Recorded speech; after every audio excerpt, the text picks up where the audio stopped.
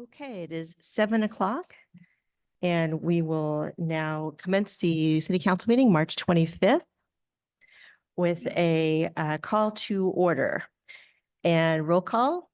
Councilmember McCormick, Present. Councilmember Candell, Present. Councilmember Andori, Present. Vice Mayor Wei Tai Kwok, Present. and I am present.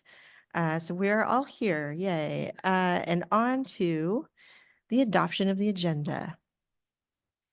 I do have a comment on the agenda. I just want to disclose that I spoke to the mayor before the meeting in trying to see if we could postpone the item, so 9B, the housing element, simply because I do not believe that we were presented with enough information to make any decisions tonight on that topic. The mayor said, no, let's go ahead with this item, discuss what we have, but then at the beginning of it, talk about if we just need to have this not be a night that we make decisions, but whether we ask questions and get more information for the next meeting. So that's what I wanted to say. Wait, you didn't mean 9B, you meant 10A? Oh, yeah, I'm sorry. Yes, 10A. Yes. The other one is just the. Okay. With that said, I want to see a little about there's two items, one regarding the 10B, which is the roundabout at Pleasant Hill surface seal project, basically, and then 10C, which is the surface seal project again on Mount Diablo with sidewalk improvements. Can I get a quick show of hands of who may be here to comment on that? Which one? 10B and 10C. I'm trying to both. figure out if I should reorder. So, okay. I think that's fine. So then I will call for the adoption of agenda with. So moved. Second. All in favor? Aye. Aye. When I am an aye, it's unanimous. The agenda is adopted, and now we will stand for the Pledge of Allegiance. And Mr. David Clark, thank you for being kind enough to lead us.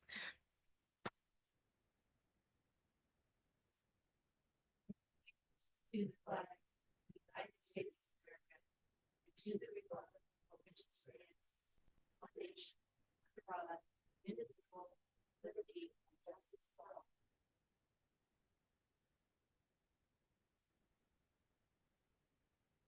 Thank you. And now I will call for public comments for matters that are not on tonight's agenda.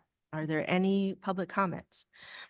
Mayor Dawson, I have 2 speaker slips for persons in the hall. If anyone in our virtual audience would like to speak on this item, please raise your virtual hand. First speaker, Matt Smith, to be followed by Libby Henry. Each speaker gets 3 minutes. Well, I didn't have to wait very long. Thank you very much. I go to the other one. I know, because nobody can show me. All right, here we go. Now I get a microphone. So, okay, I'm told never put me in front of a microphone, but I only have 3 minutes. So, is somebody going to warn me when I'm getting close? Sorry. Hey, Siri, set timer for 3 minutes. Sorry about that. Okay. Good evening, council members. My name is Matt Smith, and tonight I'm here to represent the American Red Cross. I was supposed to be here at your last meeting when I think you actually had it as a resolution, because March is American Red Cross Recognition Month, and we take advantage of that with various cities and municipalities and whatnot. Any agency we can actually lay our hands on, because it's not so much that we're interested in recognition, but we want to just remind the public and society that we are a very active institution and that we are constantly providing a variety of services to cities, towns, whomever. As you're probably aware, if you think about your history a little bit, the Red Cross was born on the battlefields of the Civil War by a remarkable woman, Clara Barton. And she made it her personal mission to serve and to rescue injured soldiers from both sides without affiliation.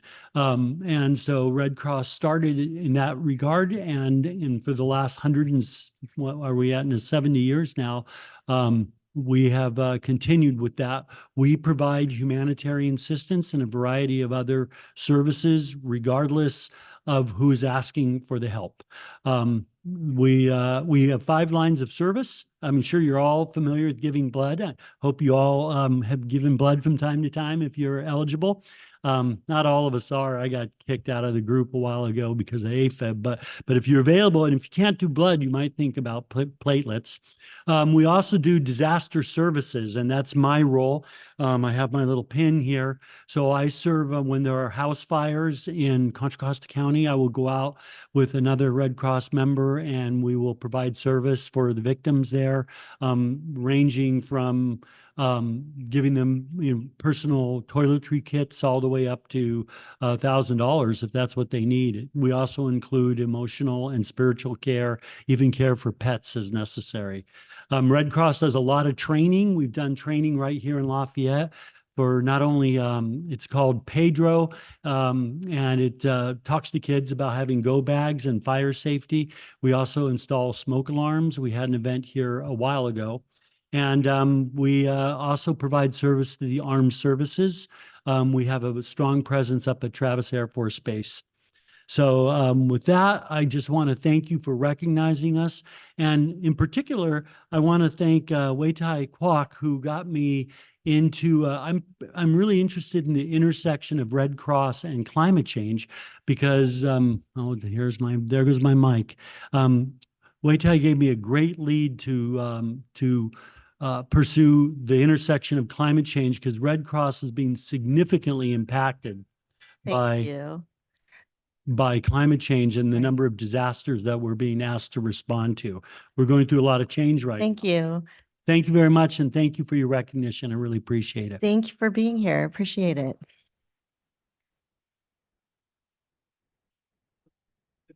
Libby Henry.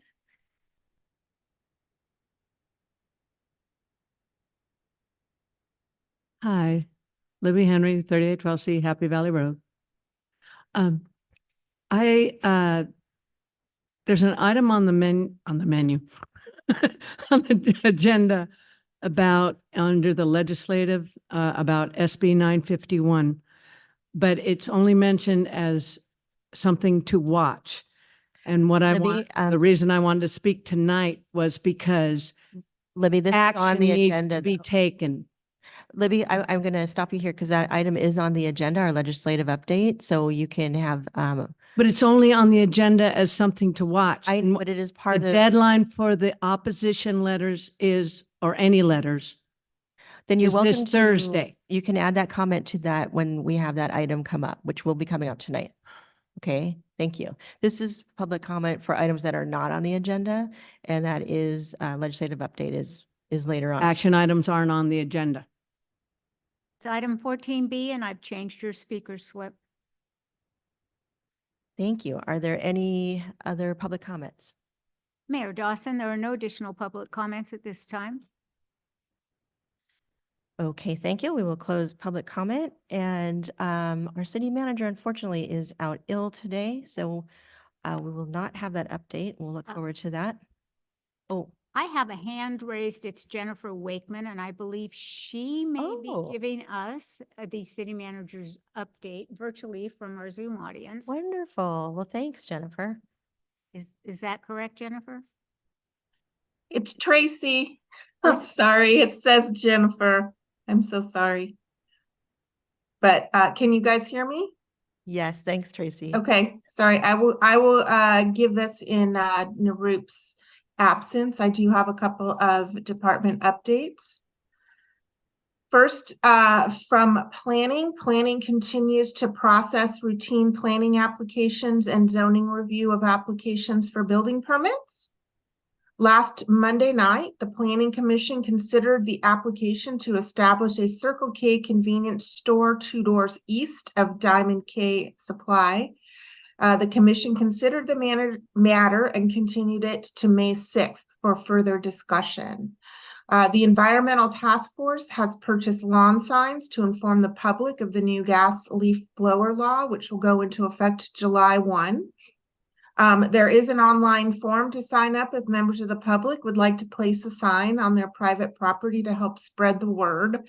And that form can be found on the city's website, on the ETF webpage. And we will also be sending out the information in the weekly roundup, which will be coming out on Friday. So you can visit lovelafayette.org/leaf blowers for more information. So that is planning. I have an update also from Parks, Trails, and Recreation. Registration for summer camps and programs opens today, and participants of all ages can browse classes and register on the city website. We'd also like you to save the date of April 25th at 10 a.m.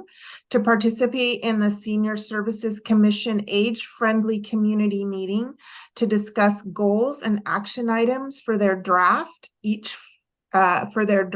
of each friendly action plan. The meeting will be in the Don Tatson Community Hall. And finally, I have an update from engineering. Engineering is advertising 2 pavement management projects this week, and Public Works is working on weed abatement and irrigation repairs. That are the department updates. Thank you, Tracy. Appreciate it. Are there any questions from council? Any comments from the public on the update? Okay, thank you, Tracy. I appreciate it. And now we will move on to item 8, presentations. Thank you, and welcome, Rob Tygett.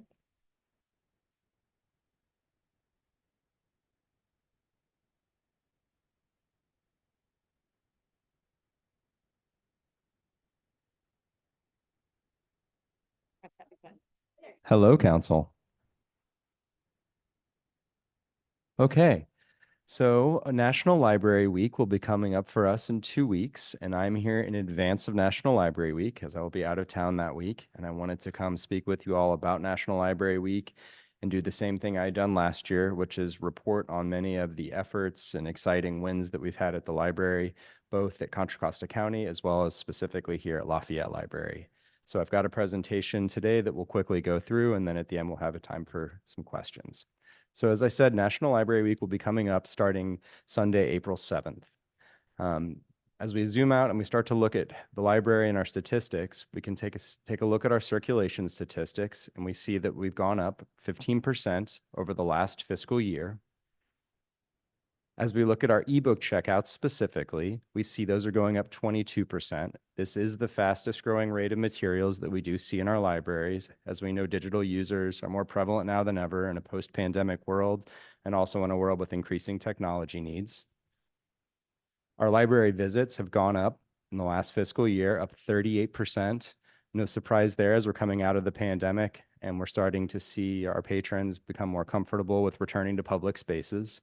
However, we're also seeing an increase in our virtual attendance, which is just as exciting as seeing those come into our libraries. As we look at our most popular books from the last year, for early readers, we have Bob Books' Sight Words. And for our middle readers, we have the ever popular Dogman books that we cannot keep on our shelves here at Lafayette Library. For teen readers, we have A Good Girl's Guide to Murder. And for adult readers, the one and only Prince Harry with his book Spare. New to the library this year is our Rolling Reader Outreach Van. This is an all-electric outreach vehicle. It serves ages 0 to 5 in vulnerable communities, mostly those in Eastern County. It goes to these locations, providing story times, providing free books and craft materials to them. We're very excited about this service. And if you look on our website, you'll see all the information there. We've also got some new digital resources this year. Those of you who use Flipster already for our magazines, you'll be surprised and excited to learn that we also have magazines now from Overdrive, which is our ebook and our e-audiobook content provider. Along with that, we also have comics, which have come to Overdrive. So Overdrive/Libby is now comics, it's ebooks, it's e-audiobooks, and it's magazines. In addition to those resources, we also have recently contracted with Alexander Street Press, which is a performing arts collection that contains music and plays and other theater-based videos that you can watch streaming on your devices. We look at Lunch at the Library, which is a program that serves those who are in underserved neighborhoods with meals and also with snacks. So this year we provided over 13,000 meals, 6,000 of them being meals, 6,000 being snacks across these 9 locations. As we zoom out and look at a few other things here in 2023, we have Career Online High School, which is a rather exemplary service of us bringing people and ideas together and offering GEDs to those who have not previously gone through high school. They, in this program, will, after approximately 12 weeks, be able to receive a GED equivalent along with job resources and tools to put them onto a career path, and then have the assistance of a job coach. We also have the Library Foundation of Contra Costa County, which is the county-wide library foundation, separate from those foundations at each of our libraries, or those libraries that do have foundations, I should say, including us here at Lafayette Library. So the county-wide Library Foundation is one that focuses on bringing services and equity to those areas that do not have foundations or do not have the same services as other areas that are more well endowed. And lastly, let's talk about our library here at Lafayette. This is the slide that has the most text on it. I don't expect you all to be able to read it. It's more notes from me to talk about the awesome things that we've been doing here. So first of all, our annual visits to Lafayette Library. In the last fiscal year, we had over 173,000 patrons coming through our door. We offered amazing amounts of programming and outreach to the community. We had over 450 total events serving 10,000 plus patrons. Some highlights there. We had a summer reading kickoff event called Readapalooza last summer that featured multiple performers serving 200 plus patrons. We had Stepping into STEM, which is computer science workshops for grades 3 through 8, and it was hosted by our own Lafayette High School students. We have ongoing Read to a Dog literacy sessions that are held 2 days per week. We have technology and homework help sessions. We have 3D printing workshops and crafting programs. This past year, we tabled at Trick or Treat Street in partnership with the Lafayette Library and Learning Center Foundation, and we connected with over 500 community members. We provided programming support to the Lafayette Library and Learning Center Foundation on their successful Day at the Library event, again serving 500 plus patrons. And we were partnering with the Friends of the Library to host Sold Out Wonders of the World cultural presentations and Sweet Thursday author talks. Lastly, we'll talk about some equipment and some updates. The biggest and most exciting advancement here at the Lafayette Library in the past year has been the reopening of the children's deck. It happened at the end of summer 2023 with generous support from Lafayette Foundation donors, with the project managed by the City of Lafayette. We also had a refresh of our teen center, which included new modular chairs and tables to increase flexibility of the space. And we also picked up a fleet of Chromebooks that we use for our 3D printing and modeling and software classes. There's a lot of fun things going on here at Lafayette Library. And I'd like to close by turning it over to you all, council, and asking if you have any questions. Are there any questions? Yes, please. I love the idea of the online high school. I think that is Yeah. outstanding. About how many people have gone through that program so far-ish? I'm not sure of the total numbers who have graduated versus those who are enrolled. I do know that the amount of scholarships that are included are limited, and there are some rather strict criteria to become involved with and then to become selected, because they do want to ensure that the resources put forward to those individuals will pay off or to result in a person receiving a GED. So the slide. So can we they showed- only get there with a scholarship, or they can enroll on their own too? Or, They can enroll on their own. When I say the scholarship, I really mean the cost that the library incurs to pay for the service. I Yes. get it. okay, Yep. thank you. Yeah, you're welcome. Thank you. Yeah, wonderful programs. Mhm. Did you have a question? Okay. That was just a great update, and glad to hear that the attendance is rising both on the in-person side and it's rising even faster on the virtual side. I was wondering if you can, have you guys been pushing that or increasing your programming that's caused that rise in virtual attendance? So the virtual attendance, we're seeing a lot with our services too. So when we're tracking virtual attendance, we're not only looking at you coming to a program, but you coming onto our website as well to use our various resources. So like you coming on to use Alexander Street Press, you coming on to book Discover and Go sessions, you coming on to use like, I'm trying to think of other Learning Express or Career Online High School, things like that. So there's just more services now that are being offered remotely and users can access them from their home and not have to come inside of our buildings. Other ones being like genealogical based resources, things of that nature. So as those services become more flexible and become more pertinent in the home availability of them, the increase we will continue to see among the patronage in that and remotely. Yeah, it's great to see all the upswing in momentum. Congratulations. Thank you. I also have copies of our annual report, which we just published, and I printed those, and I'm going to leave them at the table over here for you all to take a look at after the meeting. Thank you, Rob. You're welcome. I have the proclamation for Yay. Library Week, and it is signed, and it's quite the long one, but just want to let you know that we value the library services in Contra Costa, and particularly here, obviously in Lafayette, and appreciate all your work. So of course, we will celebrate and honor and proclaim that week. So I will hand this to you. Thank you very much.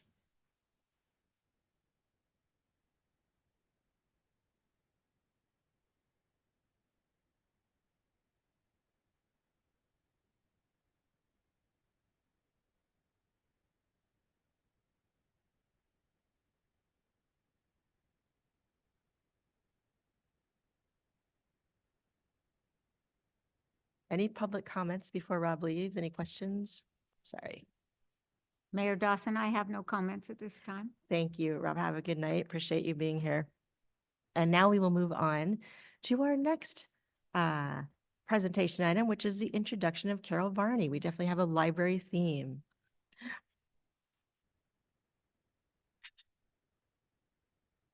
Thank you, Mayor Dawson, and thank you, City Council members, for having me here. This is just an introduction, so I will not be doing a full presentation, but I'm so glad to be able to be here to introduce myself to each of you. And I want to thank everyone in the city of Lafayette who's tuned in for being so welcoming of me in this position. As I'm sure you all know, the foundation fundraises to provide more than $1 million to the city for the operations of the library, including the staff, the building, programming, and basically almost everything that happens in the library. So I'll just share very briefly that during my interview process, I tuned into these live sessions of city council meetings just to see how they went. And I was extremely impressed with the civility with which the Lafayette City Council handled all of its meetings. And I thought, that's a community I feel like I would like to be part of. So it's kind of fun to be here now, sitting in front of you. So I appreciate the opportunity.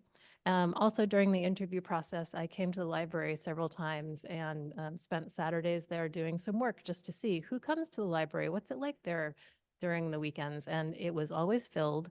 It was always filled with a real diversity of people doing a real diversity of things, from people checking out books and students doing homework to people sitting on the amazing deck reading magazines. And I was also just so impressed with the library itself, such a beautiful, beautiful building in the heart of downtown, a true gem of a space, which also really told me how much this place means to the community. And all of that together really compelled me to apply for the role. And I'm honored to be here, and I look forward to working with all of you in my role at the foundation. Well, thank you. And we are certainly glad you are here and looking forward to all the great things that I'm sure are ahead. It's definitely a gem of our community, and we're just glad that you're here to, head it up now and things rolling. So is there any questions or other comments, council? Just a warm welcome. Thank you very Yes. much. I look forward to coming back and sharing more with you in the future. Thank you. Thank you. Okay, we will now move on to item 9, the consent calendar. Are there any items that council or the public would like to pull? Otherwise, we can call for any public comments? Okay, then can I call for an adoption of the consent calendar? So moved. Oh, thanks, Libby. All right. I moved- second. Thank you. All in favor, say aye. Aye. I'm an aye. We have unanimously passed the consent calendar. And now we will move on to old business, not quite old, but ongoing, 10A, the housing element update. Welcome Greg and Diana. And Mayor, if I could speak now. Yes, Councilmember Candel, you wanted to make comment before. And so before you come on to your presentation, which I very much look forward to, I have real concerns about us making any absolute decisions tonight. And because we were not given the spreadsheets and the background information to explain how the numbers were playing out, and the public didn't get to see them in there, the problem is this is so complicated. And making decisions even over on something over here, you can't do that until you get everything in front of you. Like for and the biggest one for me was 959 Moraga Way Road. Road. And and for that one was like, oh, well, all of a sudden we're going from a buffer of 56% to 54%. And I went, how in the tarnations did we get to 56% buffer and didn't have any of that information in front of me to explain any of that? And so I just feel really strongly that we should hear everything, take it, absorb it, ask questions, and then at the next meeting, we'll have all of it together and we can start making decisions on this stuff. So that would be my suggestion tonight. Thank you. And I just want to add, I know this is a receive and direct. So I appreciate that what Councilmember Candel has brought up, and I also look forward to your presentation, and I imagine we'll just have more questions in some of those items that may come up. Thank you, Mayor, members of the council, members of the public. We are here in our ongoing quest for a certified housing element from the state. So as you know, we previously submitted in December, received our review in February. And since that review came in on the 12th, we've been, I think, to every council meeting since. And I've used the phrase chipping away at the issues that HCD had in it. And so we continue on that quest this evening. We have had opportunities to meet with our reviewer and the senior program manager at HCD 3 times now, and they've been very productive meetings. Clearly, we have not solved everything to date, but it is an ongoing process, and so look forward to that continuing until everything is ironed out. And so with that, we'll give you more information and seek some direction this evening. And we will bring back more information for the council at the next meeting when this comes up on the calendar. So with that, I'm going to give the microphone to my colleague, Diane. Good evening, everybody. Just as by way of background, this is all the direction and changes and meetings and so forth that we've had since November 13th. And to add to this list, on March 28th, which is this Thursday, we'll have another meeting with HCD. And so tonight's recommendation is to receive our presentation, direct staff, and continue the matter to April 22nd.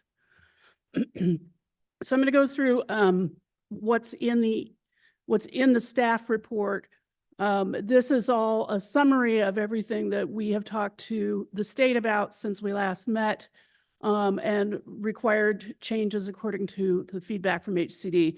And these are in sort of summary form. There's a lot more detail in the staff report, but I just want to touch on each one of these.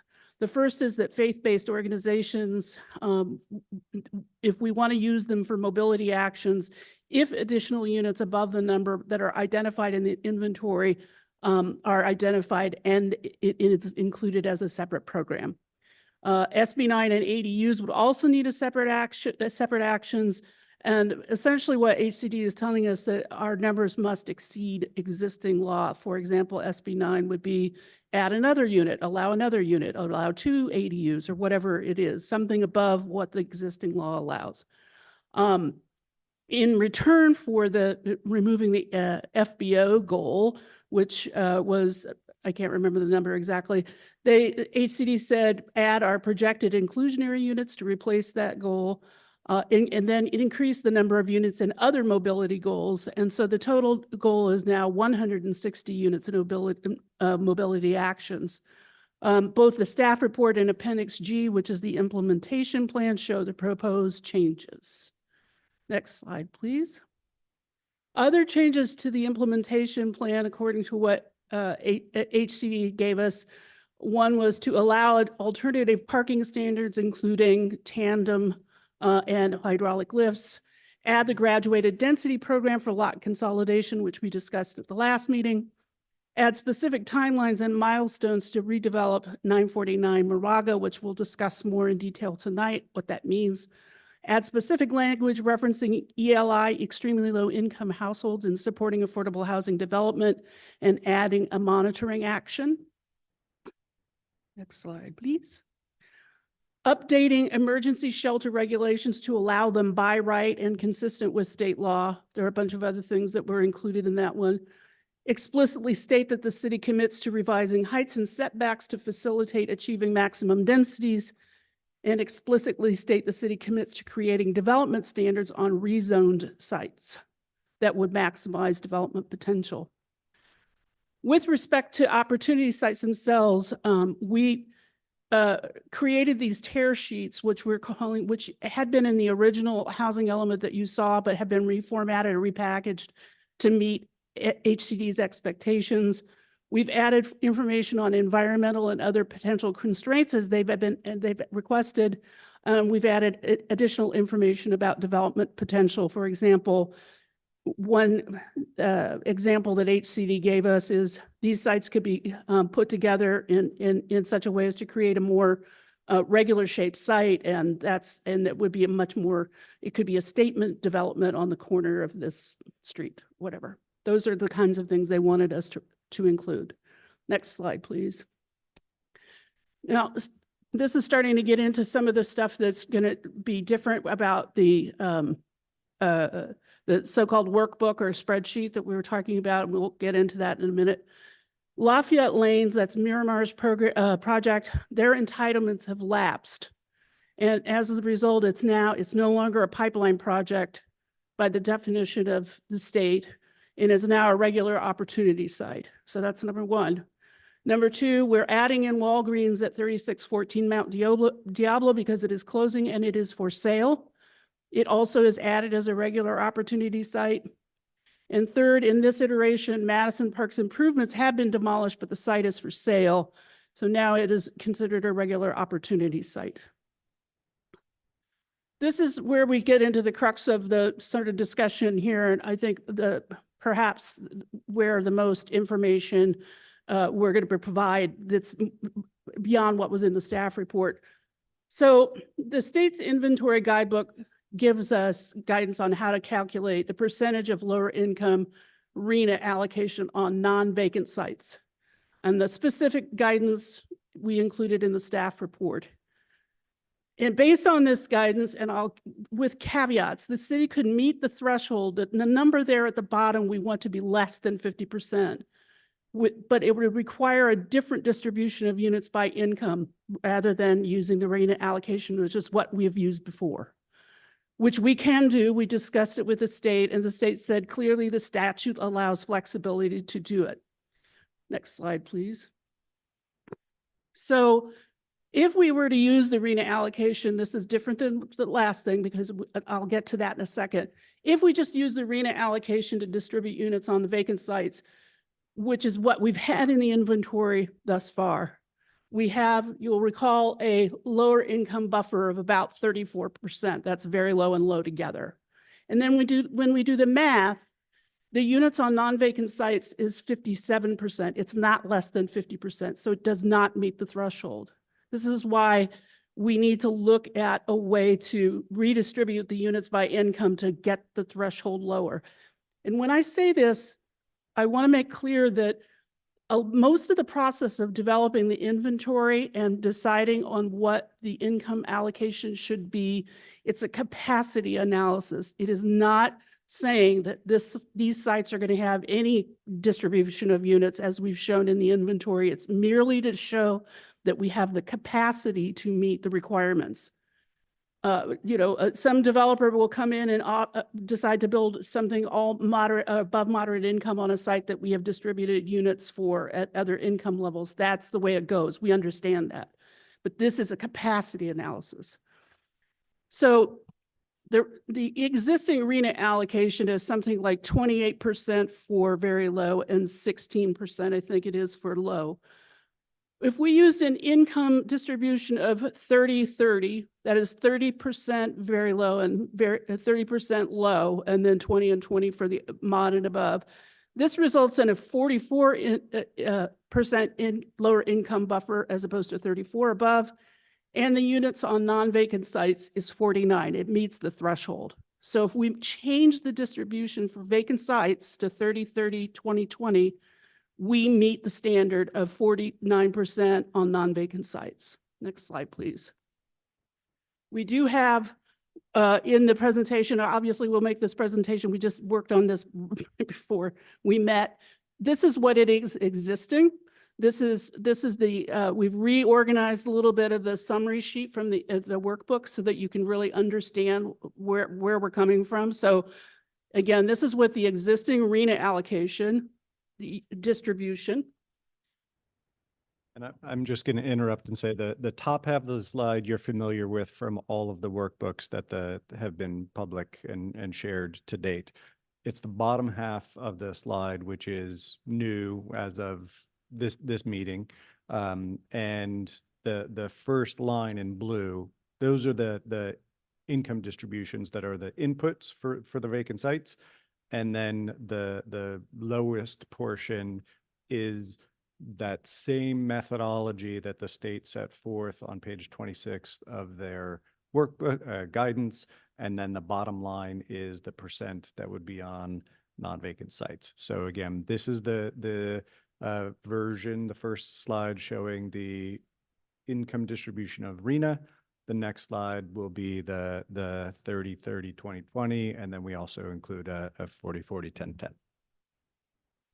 Thank you. So you can see if we just kept it like everything else in the inventory, we're using the RENA allocation of 28%, 16%, 15%, and 40% for the income distribution. We do not meet the standard. It's 57%, and we want it to be less than 50%. Next slide. So you can see where it says assumptions for low income analysis below. If we change the distribution to 30-30, 20-20, we meet the standard at 49% at the bottom. That means 49% on non-vacant sites. Lower income units on non-vacant sites. We want that number to be less than 50%. Because we've distributed more units to very low and low on the vacant sites, you can see that the lower income buffer goes up to 44%. So the previous was 34 and now it's 44. Next slide. And then the last, and this is where we got the explanation in the staff report, which I didn't catch. If we take, when we talk about 949 Moraga Road, this is the 56% number. If we change the income distribution on vacant land to be 40, 40, 10, 10, our buffer goes up to 56% for lower income, and the number for the percent on non-vacant site goes even further lower to 39%. That's where that 56%, which I believe Councilmember Kandel asked about, where did that come from? Do you want to give me the next slide? Thank you. So given that, and now I can explain a little bit more about the city-owned Moraga Road in the inventory. It's a 35,000 square foot city-owned site, and we are projecting 23 below market rate units on it. keeping it in the inventory would require a significant lift in terms of what the staff work and meeting timing and milestones as outlined by HCD. We included those in the staff report. We didn't reiterate them here, but HCD would be monitoring the city's timeline on these things. Leaving it out would give the city more flexibility to implement other programs in the housing element, of which there are 60 at this point. And the city could still decide to do it, wants to redevelop it for below market rate housing. It's just that we wouldn't be tied to a state's expectation of when it gets done. Like I mentioned, that without the site, the lower income buffer was reduced from, and this is what was in the staff report, from 56% to 54%, which is not based on that 40-40-10-10 income distribution. And the last question, which we discussed with HCD the last time about Campana, if the city commits to affordable housing, we could include it in the inventory, but again, we would have the same requirements to follow as we would for 949 Moraga. And we decided in discussions at staff level, we recommend reserving that as a mid-cycle option in case if we bump up against the no net loss provisions, that we add that back into the inventory, leave it out for the time being. Next slide, please. So next steps, and HCD made it very clear that they cannot and will not certify the housing element without the rezonings to be complete, because the deadline for the city to rezone was January 31st, 2024. And HCD recommended that the city adopt the element and the rezonings and objective standards together at the same time. What most likely will happen is if at the point at which we get a pretty good thumbs up from the state, the state would probably issue a letter saying, we can certify you when you adopt your element with the rezonings and objective standards. So the last bullet here is, we're going to meet with HCD on Thursday to review the tear sheets, the pipeline projects, implementation plan changes. Those are things that you didn't see the pipeline projects. It's from an earlier version of the housing element. They wanted more information on them. And now that 2 projects have fallen out of the pipeline, we have to redo that table. Okay, now you can. So our request is to receive the presentation and continue it to April 22nd. Provide us feedback and direction on mobility actions, the changes to the implementation plan that HCD has indicated it wants to see, opportunity sites, the inclusion of the 3 sites that hadn't been in before. And that I guess I would suspect the bulk of the discussion would be around the % of lower income on non-vacant sites and whether or not to keep 949 Moraga in the inventory. And is that it, Greg? That is all. Happy to answer any questions. Happy to answer any questions. Thank you very much for the presentation and for that quick work in answer to the questions that came up just recently. I'd like to start with questions. Who would like to start? Councilmember Anduri. Yeah, I'll start with what I think is the obvious one. What do you think is the importance of getting that percentage below 50%? Well, do you mean just getting it below 50%? We don't have to make, the statute says that if we get that number to be below 50%, we do not have to demonstrate substantial evidence in the record that these sites are be available during the 8-year period. That means, not making findings in the resolution, detailed findings in the resolution, Okay, which so- we would recommend doing anyway, but just because it's good to have as backup to demonstrate we've done our work to demonstrate that these are real things, real sites. Okay, there's a couple of issues there.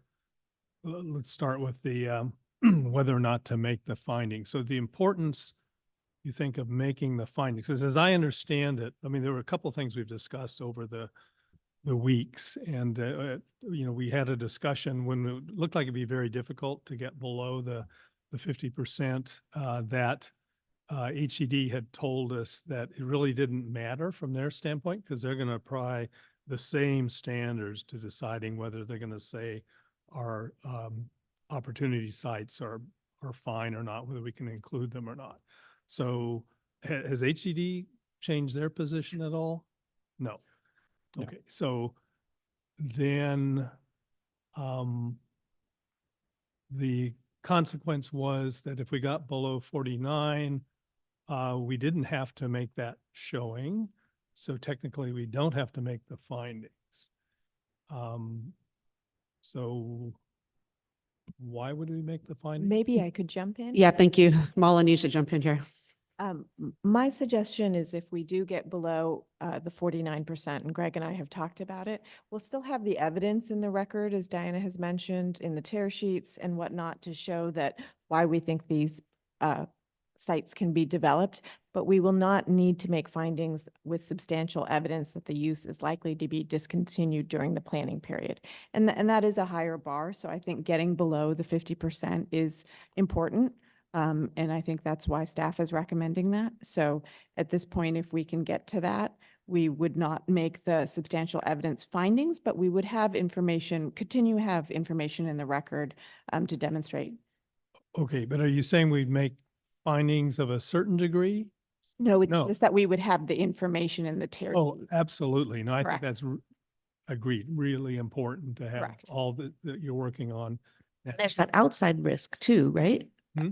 Outside legal actions that we protect ourselves against. Yeah, absolutely. Yeah. If we don't need to make those findings and we aren't required by law to make those findings, it's one less thing to potentially be challenged on. Yeah, but we could still put all the information Absolutely. in the record. And that's, I think, what the intent is, that we would continue to do that. And I think HCD would like to see certain information, but we don't need to make the findings by law if we can get to the right percentage. Okay, so your recommendation is that we not proceed to make findings. If we can get to the below 50% on the non-vacant sites. Okay, so now looking at the getting below 50%.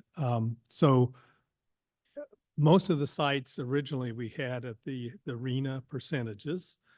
And I understand that they've said that we can basically, we can do something else.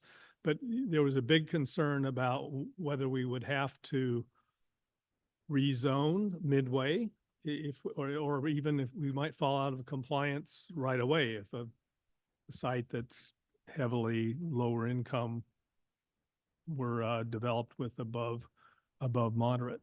But is that what are you sort of thinking about that now? And what, in terms of 30-30, 20-20 or 40-40, 10-10, what do you see as the considerations there?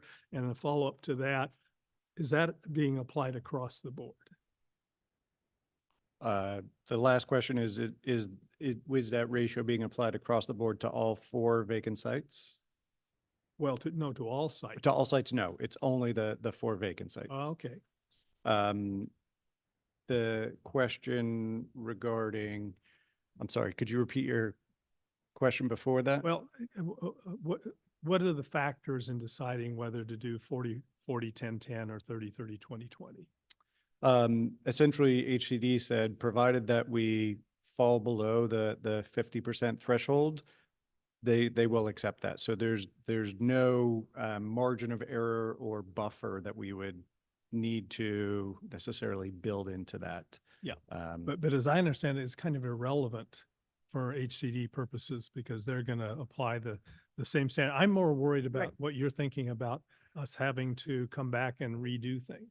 Right, and I think that this gets back at why, when GPAC originally met, discussed the distribution of units according to RENA was to distribute the risk of hitting no net loss by having every site assume some of the risk. I think that there are 2 things that are, and we don't know the answer to one of them. We may not know the answer to the other either. The one question is if we were to do like a 40-40, 10-10 distribution on vacant sites, would that how would that change the calculus on AFFH analysis about putting more units on those vacant sites than elsewhere? That's one consideration, but I think that bigger consideration is really one of, if you put so many, like you say, if you put a lot of units of identify a lot of units of very low and low on one site, this was the argument before, is not to load it up on low and very low to the extent we could, because it would mean, like you say, if some above mod income project, we lose all those lower income and we have to find them. And that's why we have a big enough buffer, is so that we don't have to worry that for some period of time, because it will eat through the buffer at some point. And the idea has always been to forestall that moment at which no net loss provisions would come into play further and further into the inventory. By that time, we might actually have new projects on other sites that were were never envisioned, that kind of thing. And are you making a recommendation as to which one to do? Are you waiting to see how things develop before making a recommendation as to 40-40, 10-10, 30-30, 20-20? My personal, we haven't even discussed this, but my personal idea is that not to go too far. I don't know what that means, whether that's 30-30, 30-27, whatever, but we're gonna be up against two different risks three actually. One is no net loss issues, dumping, getting not enough units on vacant land in the lower income category, et cetera. So I would be I think there's a fine line that's going to have to be floated. The 30-30, 20-20 is like it's just a little bit more than what the current RENA allocation is. And it gets you to a number that's 49%, and HCD had as far as I can tell, did not have, they don't care whether you're at 50, 49, 35 or whatever. They're not really interested in that calculus. They say that's a different calculus they don't consider it. I don't know if that's helpful. Okay, thank you. But just to be clear, there's not a staff recommendation on that. It's just my personal opinion. Thank you. Okay, Councilmember McCormick. Thank you. Thank you for this. A couple of questions. First off, on 949 Moraga, is the only reason to take it out? I understand it's nice to have it for a buffer, but is it really we're worried about the kind of staff time required to hit it? And also, did I hear that's the same kind of scenario with Campana? I mean, are those two things linked together, and how would that?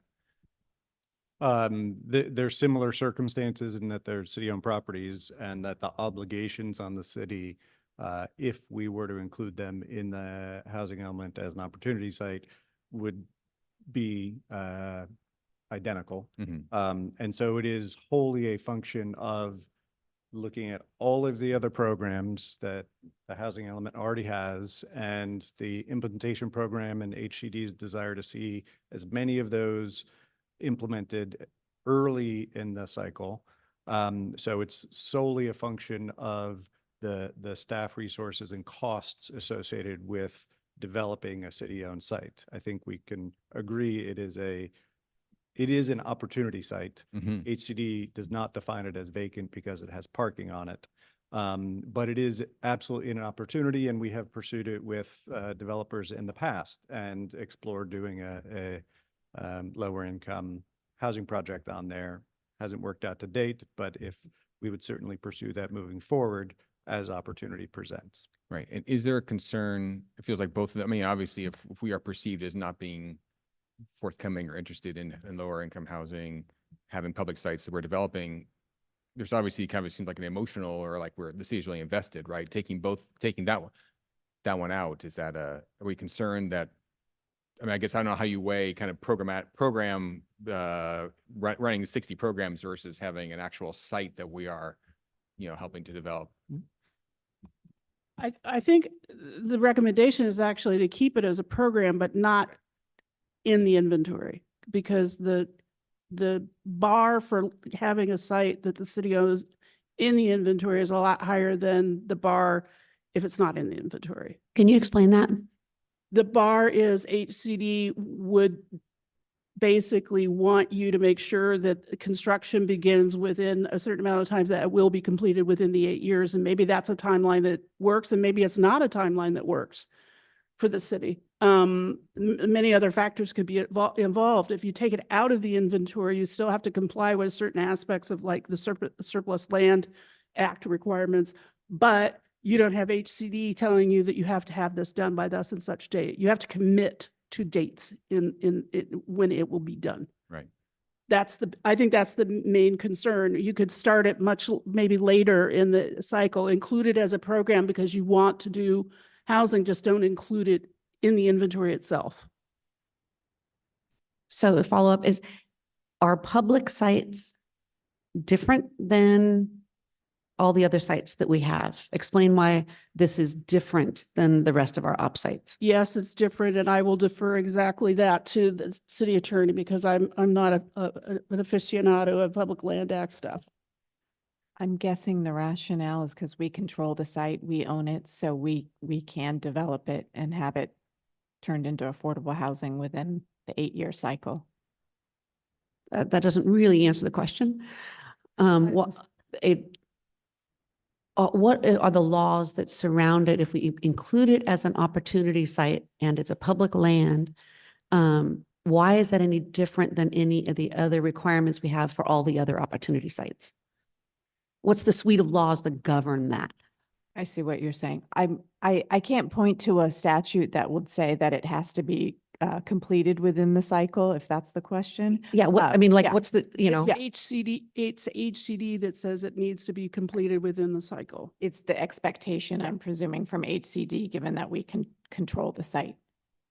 And then we're saying. But we that- can't control that for any of the other sites. Why is that? I mean, I'm just asking. They're just making that up. They're doing that because I don't know, can they? Yes, they can, because the city controls the site and can make the city would have to commit, like many other things the city has to commit to get done within the eight-year period. They would say this has to be done within the 8-year period.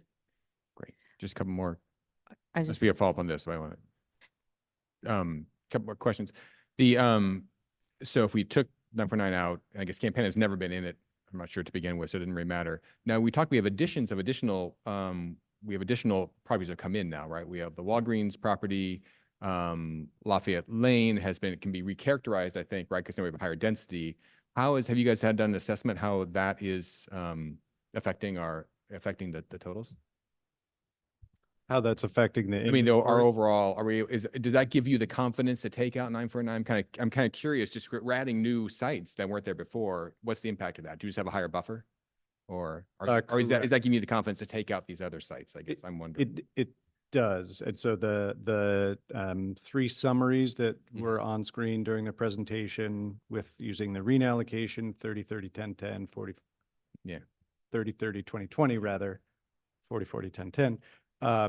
Were based on these changes that have been covered in the staff report and in tonight's presentation with respect to those opportunity sites, Lafayette Lane, Madison Park, Walgreens, et cetera. So that is why we would be comfortable with removing 949 from the inventory, is based on those changes. Got it. I'm assuming Madison Park seems like it didn't really change anything, right? Because that just it dropped below the line, but the numbers were still the same. I think it was. Are they not the same? The numbers aren't the same when you add it back in as either a vacant site or because Oh, that's true. we take advantage of much higher numbers. Okay, that's fair. And then, I'm sorry, two questions. So FBOs, you mentioned FBOs. We talked about that for mobility. Does this change our idea of not including FBOs in the opportunity sites? Or I'm kind of curious what the impact is of the FBO. We have to leave the FBOs in the inventory to meet at this point. It's only taking it out of as a mobility action. We've removed, it's still in the mobility section of AFFH. We can move it to some other location where we can talk about the inventory, et cetera. But we still need it in order to meet the RETA allocation, according to the way we have it set up. But now we have such a big buffer. Why? That's why I want to see the numbers. We really shouldn't make any decisions today. No, Because I don't think we're making. we can do the FBOs and now with a 56% buffer, possibly. And if we're down to what, much less, we're way underneath the 50% margin, we can consider taking some of those FBOs out, right? Everything's on the table with a buffer that big. And I just remind ourselves our fifth cycle, over 50% of our growth was outside of our housing element. Over 50%. That's why we never, ever hit our no net loss.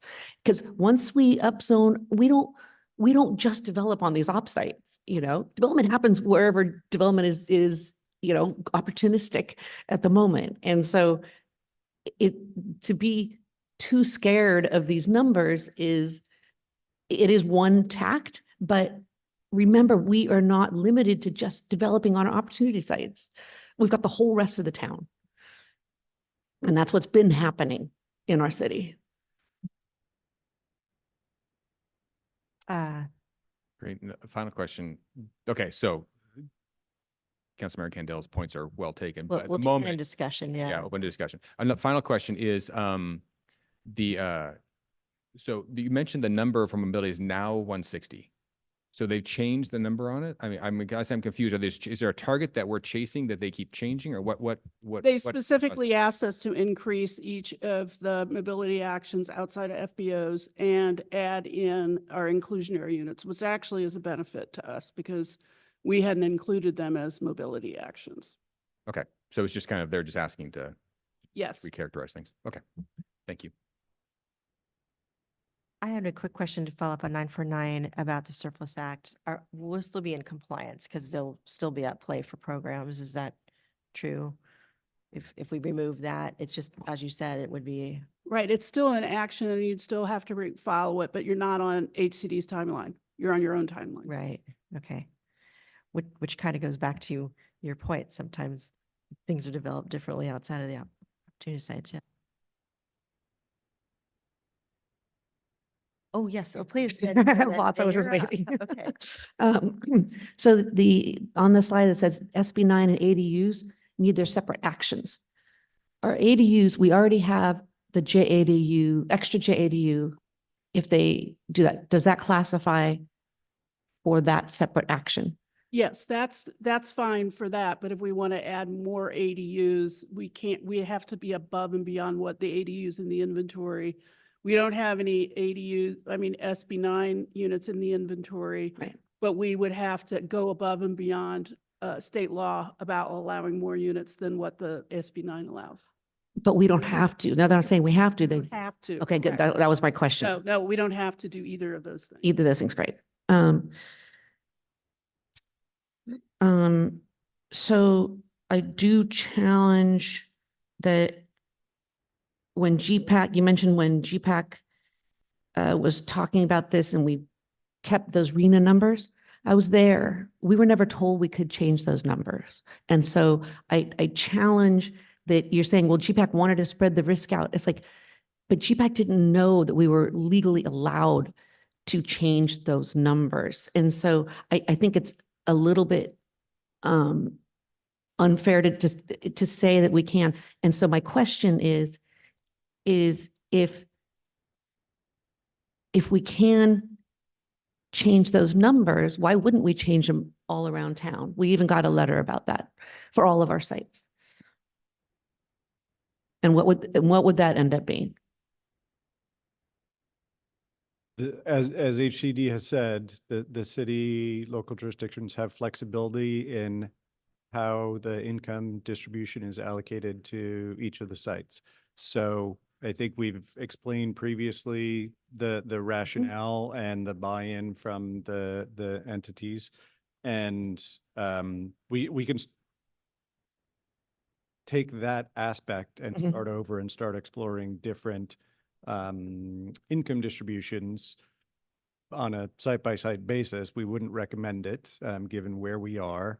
And we are acknowledging that based on HCD's clear in-person response to us at the last meeting, where they said that we have that flexibility and it informs the recommendation on the 50% threshold and getting to that. So it is an option open to the council, and we're happy to take direction on it. Okay.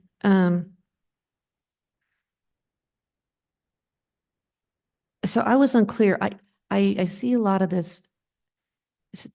So can HCD really force mid-cycle changes to the housing element based on missed AFFH goals? I thought that they could do it based on our arenas and our op sites, but they can do that based on our AFFH goals? Correct. And where's their legal justification to do that? I'd like that to get there.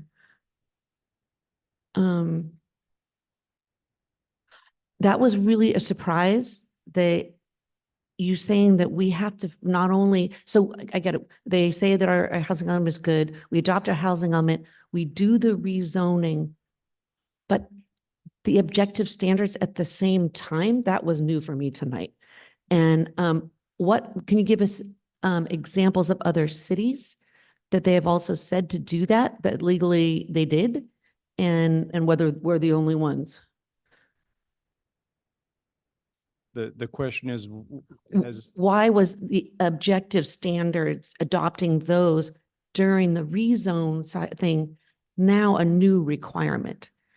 it's not a requirement of HCD with respect to the housing element. It's a function of state law, even going back, I believe, to phase 1 of the objective standards, which is why they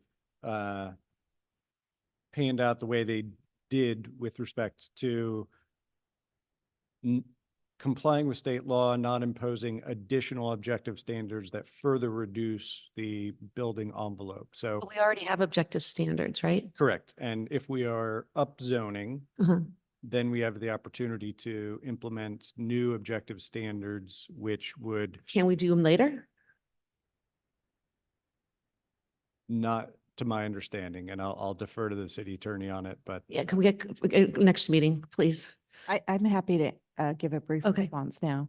I think the concern is under SB 330, if we introduce constraints to development, we need to, at the same meeting, have increased zoning. So the thought was, if we have development standards that maybe have additional setbacks, step backs, or other issues, that could be a constraint to the capacity of the development. And if we're upzoning at the same time, then we'll be able to comply with SB 330. And that upzoning will occur as part of the rezoning process that we've discussed. Okay, so that's very different thing, but yeah, go Yeah, ahead. can I ask a clarifying Please. question here? So if the objective standards are ones that say you need to be set back from the public right of way 8 feet, you have to have your 3rd floor setback 8 feet, that sort of thing, that's the kind of objective standard. That's a restraint you would have to do at the same time as you Mhm. compensate by Correct. zoning. But if your objective standard, and again, I'm going by what I've seen in, say, Santa Cruz again and other places, where they show different types of buildings and they have different types of materials on buildings, because there's a school of thought that it's all in the quality of the materials on the building that makes the difference. So if you require a certain type of material, like your building, if it's more than 2 stories, it's got to be shingles and a certain quality of shingles, that kind of objective standard we can do later, right? Correct. Okay, all right. Absolutely. Thank you. Thank you very much. That was where I was going with that. Yeah. Um, We've kind of looked at that being later out in time anyway. Oh, one of the things, there was a suggestion to add a safety element to our environmental constraints. Can we do that? Because that's the new document that describes all of our, geographical things. And so would it be sufficient to add that into here as environmental constraints on a lot of these sites? Because that's what the safety element did. so reference the safety element in the housing element with respect to environmental constraints. Correct. Yep. We can do that. And if there are specific locations where you think that would be appropriate to mention, we're happy to take that note. But yes, we can reference the safety element in the housing element, particularly those safety risks as an environmental constraint. Great. And then one last question is, there was another person that we paid as a consultant. It was a David J. Powers and Associates regarding the housing element. Who was that? I didn't recognize the name. I don't recognize the name either. Okay, it was a big number, huh? Interesting. All right, we'll find that out, right? I'm done. Okay. Any other questions? Just on the timing, you say we're coming back in 4 weeks. What direction you're meeting with them on Thursday and come back for another? Is there a reason why we're skipping a week, or what's the, it feels like there is a sense of urgency, I think, to move this along. So I'm curious why that 4-week gap. So we could get many of the tasks done, but moreover, the primary reason is availability of staff. I'm traveling that week, and I believe the assistant director is that one day. So that was the nature of the recommendation. Thank you.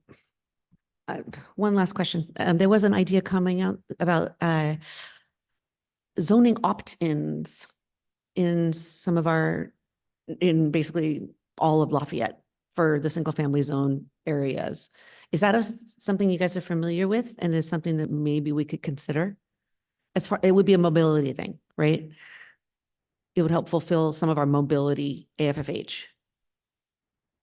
I missed that. What was the? It was this opt-in upzonings. So it'll allow, sites that are from 1 to 3 acres in size, you could put 4 parcels. You could separate into 4 parcels to get the increased density.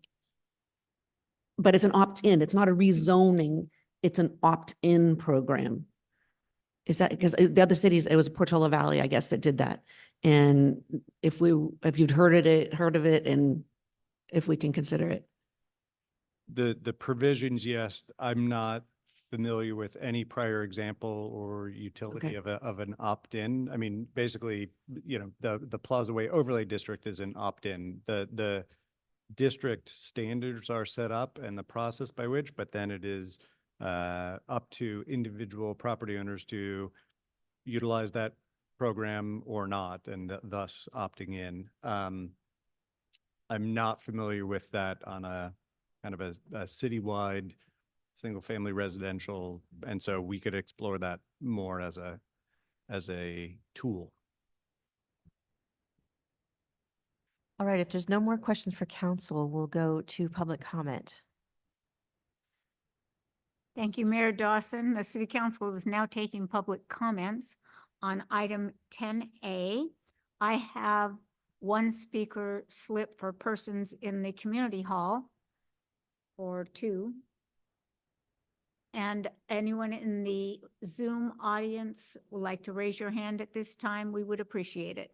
So our first speaker is David Clark, and each speaker gets 3 minutes. Hi, thank you, Dave Clark. Trying to make sense out of my notes here. A couple of things. I'm trying to prevent this from being a hodgepodge of stuff, but congratulations on getting that 50% computation to work. I mean, that's terrific. But I do think the staff report probably needs to be clarified, because it still says on page 5 that you intend to make the findings. We've had a different discussion tonight.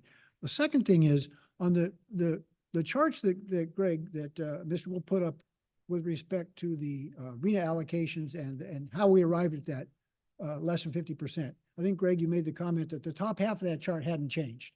And I think this is something that both commissioners, our council members Kendall and McCormick both raised. I'm not sure how, when you change those top numbers, because the pipeline number didn't change on any of those charts, and it's got to be different now because we removed some things from the pipeline. So how does that impact not just the 50% computation, but the RENA number? And I think you were both alluding to that. It's not clear to me what that is. It's got to be a benefit. I would think that the total RENA number goes down. Therefore, the density on some of the units that we had considered doesn't have to be as high as it used to be or as it is now. So what would happen if we used 40, 40, 10, 10 for every property every property on the site inventory, not just the vacant properties.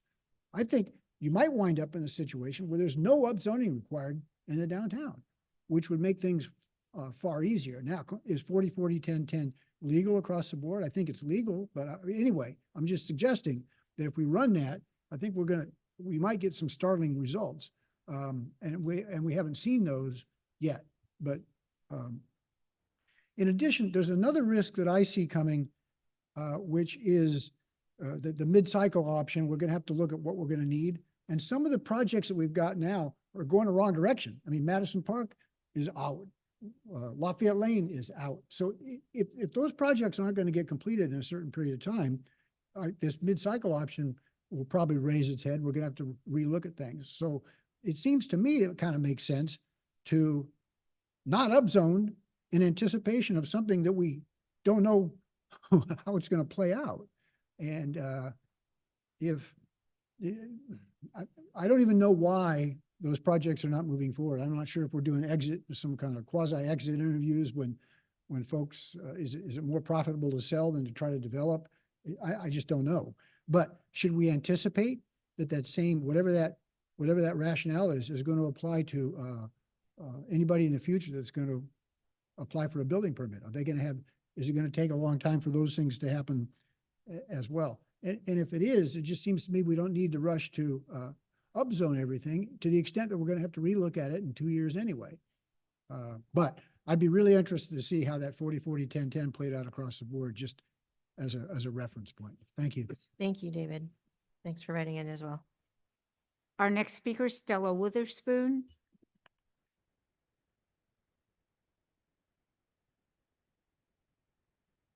Hi, good evening, Council.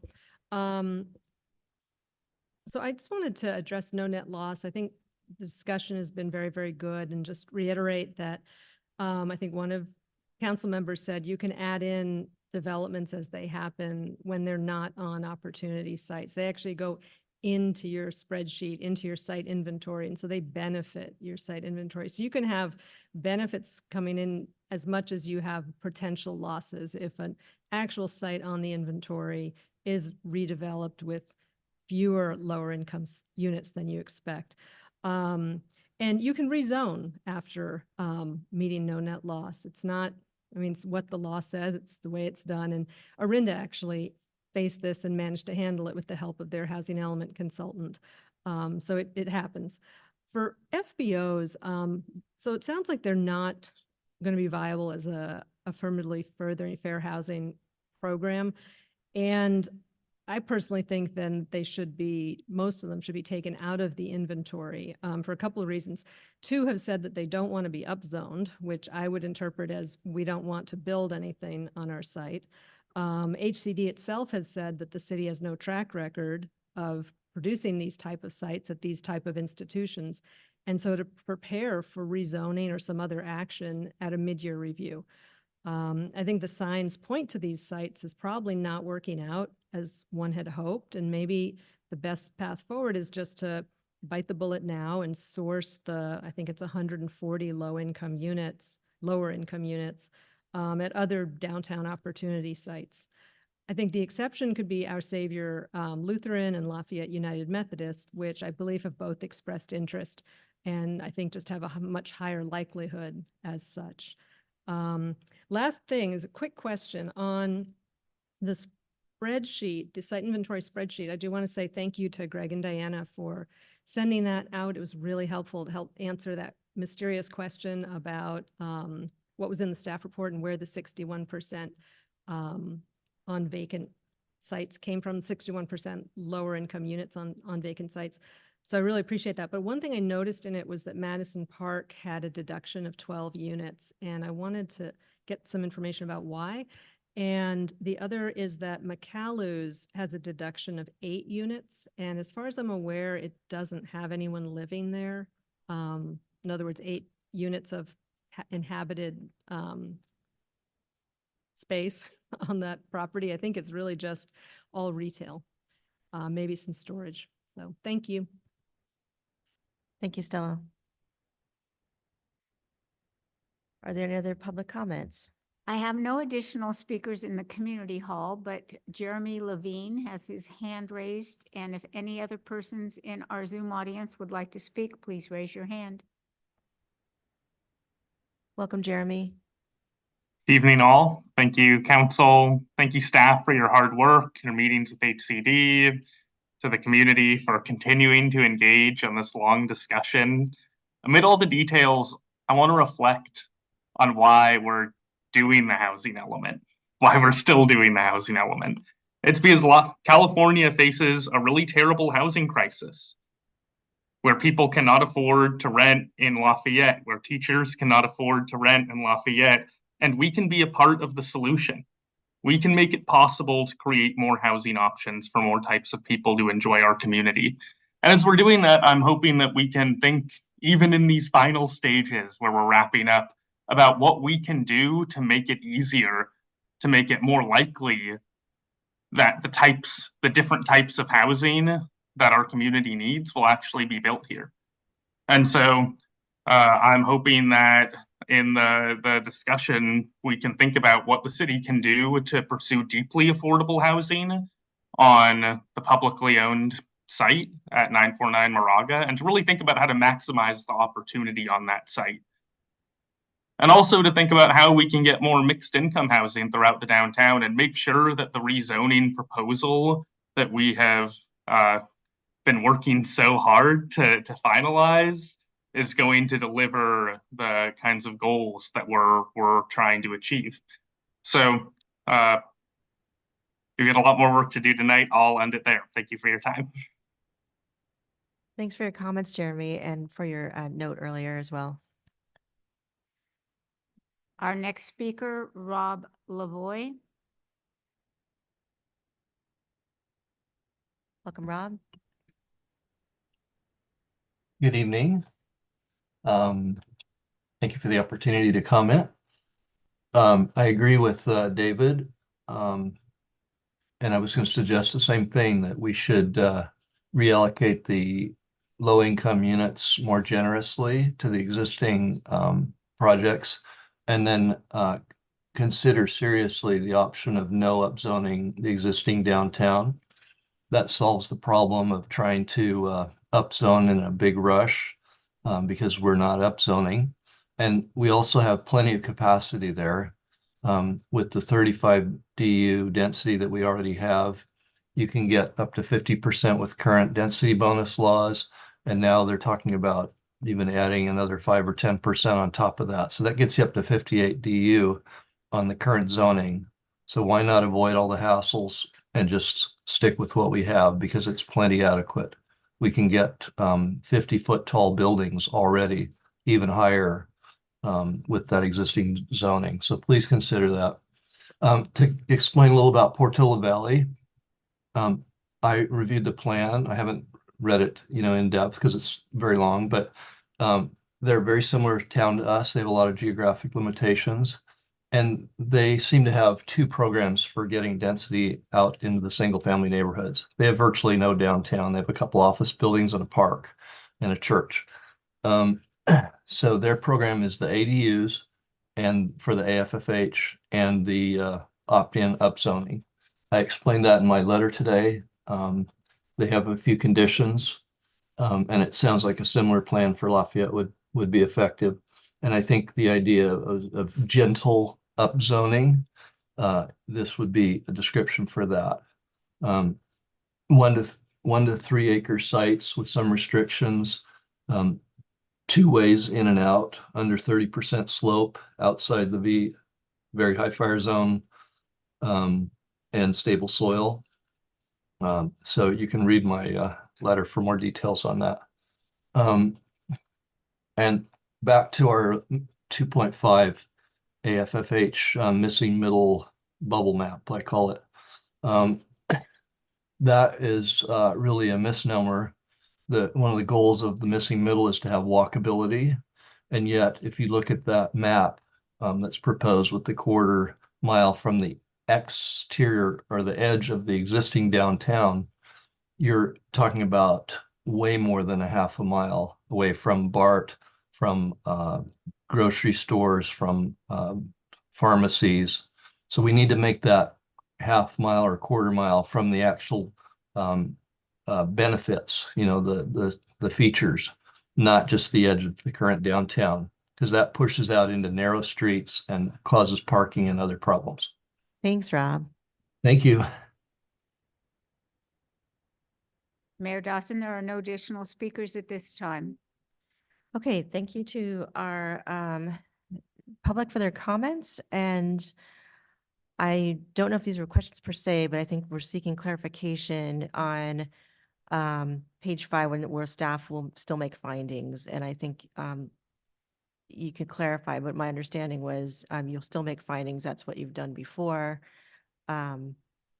But that the substantial findings that we're talking about, like leases ending and that kind of thing, is what we would not have to pursue if we went with the, is that correct, with the lower? Correct. The findings required under the statute relative to more than 50% or 50% or more on non-vacant sites, we would not make in the resolution. Okay. And I think also the numbers as far as the pipeline, you know, the existing numbers on the charts you showed, not changing. The comment was made that necessarily they may have because the pipeline numbers have changed. I believe the pipeline numbers did not change from slide to slide because the pipeline projects were not changing from slide to slide. They, as we mentioned earlier in the deck, those 3 changes relative to those projects and properties, Madison Park, Miramar, Lafayette Lane, and Walgreens, were made. And then using that pipeline projects, the affordability distribution, the income distribution changes and yields the outcome. But the pipeline projects would not change slide to slide. Okay. Thank you. I think one of the issues may be that we're used to seeing the opportunity site spreadsheets and fiddling with those, and also just seeing, you know, what the data looks like. So that might be something that we would want to look at, and especially as we talk about further on, possibly looking at redistributing the allocation in a different way. And I think Stella's comments were comments. Gosh, let's see. No net loss. She's good. Mayor, I think Stella did ask about, I think either postulating or asking about FBOs and should we take a few out, you know, especially the ones that have kind of affirmatively said they're not interested. So yes. What's the question there? I'm not sure. I think that's something we might want to discuss. I mean, there's a question to consider, but I think that's up for discussion. Unless you have a question that is specifically for staff, I see it's a different approach. Yeah, I think she noted, and I'm just saying this is what she said, that McCullough's had 8 units subtracted, and she was wondering why that happened. The reason that was probably an error that was in the assessor's information. We'll fix that. We went through every site and had staff deduct units from the potential for a given site based on existing units on the site. The same was true for Madison Park. There was a presumed number of units that were demolished that we have to net them out of the total on that site. Okay. We'll talk about FBOs, and there's comments. And I believe no particular questions came out of the comments other than what we heard as comments and also received and written documentation. So, oh, did I miss one? Just one of them that I was also interested was to explain, did Miramar or Madison Park provide an explanation why they terminated their projects? I won't say that either have done so explicitly, but what our conversations, and these are ongoing with not just those 2 developers, but all the developers that we engage with, There's a dialogue around the feasibility of building projects. And I think I've mentioned previously, the construction costs remain high, albeit they're not increasing at the rate that they were during the pandemic. Labor costs, similarly, land costs, but the big one, which I think has been impactful, is the availability of capital to fund the construction of the project and high interest rates. Would you be willing to at least take a swag at like how many other projects might fall into that? Or I know that's really looking into the future, but because these are three, well, wait, another one I thought failed too. I thought we had three that have pulled out. A smaller one, the third one was a small one. Samantha, thank you. Correct. I think they were listing that as a property for sale with the entitlement. So that one needs to come out too. That's not an upsite anymore. I mean, it is an upsite now. Well, also Mount Diablo and Second Street, the northwest corner, the townhouses. So we'll look at those. I don't know that we can project out for any entitled project whether it will or will not go, where that I just don't have the tools to do that. But we can look at the status of previously entitled projects and whether those are still valid. And some developers may choose to build their own project, and others may choose to list it as an opportunity to sell and sell for someone else to build. Thanks. Okay. I think what we will do is, why don't we go down, since we have had the presentation, we can go down to what the staff has asked us. Can you put the slide up of what you're looking for? And we can discuss as that, and we'll do the same.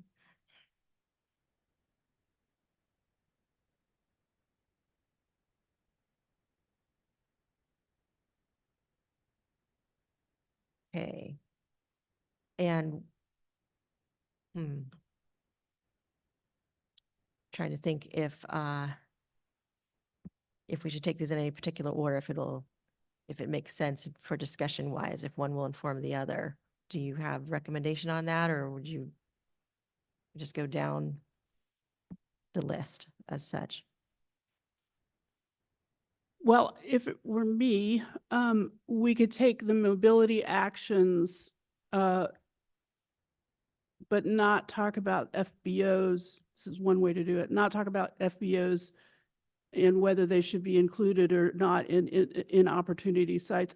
I think part of the problem is, as you say, we will make available the spreadsheet to anybody who wants it. We're going to post it, I believe, if it hasn't already been. But so some of the questions about mobility actions, the only question about mobility actions really is that we have, not to say that you might have others, is the FBOs, which is that we're not including them, as we're only including them in the opportunity sites. So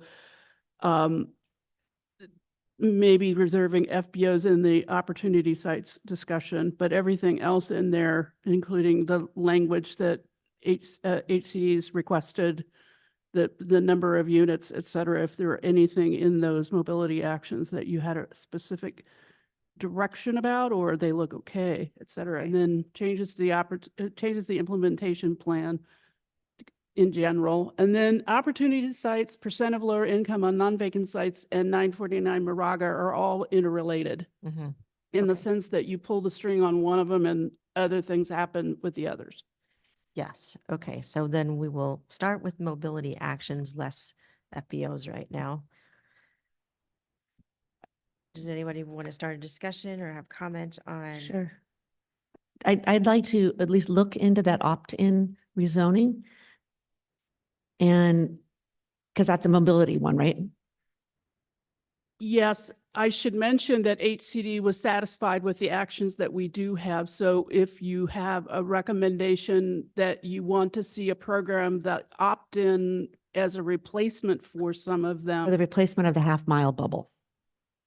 That's a possibility. Okay. I don't, we definitely would bring it up with HCD when we meet with them, I believe on Thursday. The Thank you. interesting thing about that, from the information that Rob Boy provided for Portola Valley, it was sites that were 1 to 3 acres. So that's definitely not downtown. And that's why it's mobility. Yeah, That's why it fits the mobility so well, as far as because that's what the mobility it's is, like a right? cross, yeah, but it's like a cross thing. Yes, yes, but it doesn't necessarily. I don't know if it'll provide for affordable homes in the. in Neither the does the missing area. middle. Oh, that's true. Well, my reading of the tea leaves, and you've been talking to them, is that that would not satisfy HCD. Having possibly 4 big homes on 3 acres outside of the downtown. I mean, it's all, if we're Right. willing to make them deed restricted affordable, then that would make sense. You're not, so you're thinking that the other one would actually come up with more. I think that's a very intriguing idea. When I saw that, and that was, I think Rob's email Mhm. today, that was very interesting to me. And but I'm thinking about that for either the next cycle or mid-cycle, because I don't think we can do that now. Because think about it, there's going to be nothing north of the freeway. Mhm. It's only going to be 1 to 3 acres south. There's not that many parcels that are going to be eligible. Those that are going to be a long way from the downtown. I'm not sure we would get a lot of mileage, and we're close with HCD, so I can't see raising this at this point. Okay, so counteracting that missing middle program was only going to get 8 units. Right? That was the number that we were saying, that we're going to get 8 units with that huge amount of upzoning. I mean, so I don't think our stretch is far. But didn't HCD ask us like 3 different times to increase that Yeah. buffer from Th- quarter this- to a half? They seem to have certainly they're This is- fixated on that particular This thing. is the sore point, I think. Yeah. So undoing that would be you think, concerning. Okay. I'd still like to see it. I'd still like to see what their thoughts are on the opt-in upzoning, because they did it for Portola Valley, right? HCD approved their housing element. And just to see what, What the parameters were around it. Yeah. Yeah. I mean, that would be interesting to see. Right. And how that differs from really SB9 right now. Anyway, if people wanted to do that, Oh, you know. but it is kinda- different. Yeah, It's there own there set is of different, rules, you're right, right? because if there is some caveats that you can say, Yeah, like, mhm. you know, deed restrict, that Mhm. that is interesting, kind of counterintuitive to sustainable growth, but yes. Okay, any other, so the mobility actions. Any other comments? Okay. I think what was proposed as far as making that number up makes sense in these various areas to me. So I did not have specific comments otherwise. So Can we go back to the Yes. half a mile thing? I think a lot of people have made the argument that these should be walkable, right? It's a half mile walkable. It shouldn't be a half mile as the crow flies, and that might help people understand the access, right? Yeah, and we committed at the last meeting to try to run that I thought so. analysis. And we're not successful in running it with the in-house. And so we can, I offered previously to share the boundary with Ms. Weatherspoon, and happy to do that again. We can look for an outside resource. I also think that the point is well taken, Mhm. that the DSP boundary is a larger polygon in and of itself, and to take a half mile from that goes well beyond half mile foot Right. or multimodal active transportation from the actual goods and services, which are essentially centered on facing Mount Diablo Boulevard and to some degree Moraga Road. And so I will broach that with HCD as to that half mile and the buffering distance or the geographic feature that it is taken from, whether it is any of those three options. I think we previously discussed the issues around using a buffer from essentially a big polygon versus the network path of Right, travel network, right. versus the actual linear boulevard and Moraga Road. So I have a note to broach that with HCD. Thank you. That would be an important one. Did you have other comment on the mobility actions? Okay, then, yeah, in that case, those are good. We'll move on to changes to the implementation plan. Any direction, further direction or clarification on that? This would, of course, we have an action in there for 949 Moraga, which would, we'll talk about it in a minute, but we're really referencing all the other things we made, the changes to like tandem parking and emergency shelters, et cetera, et cetera. Oh. 6.1G of the publicly owned sites, which depending on if we decide to keep that. Okay. All right. Other than that, it looks good. No other direction on that. Thank you, Susan. Action 2.7. This is part of that, right? So develop incentives to obtain more units in a diversity of sizes goal. Obtain commitments in 5 housing developments of 20 more units to ensure more diversity of units, geographic target multifamily residential districts and high opportunity, high income neighborhoods to allow for greater inclusion. I guess I just didn't understand what you were saying there. We're in mobility. No, action 2.7. Action 2.7. No, that's one that hasn't been changed, right? You're asking. That's not been changed. 2.6. Oh, why did I put that one in there? I guess I just didn't understand it anyway. It's still a question. What is that? Yeah, what does that mean?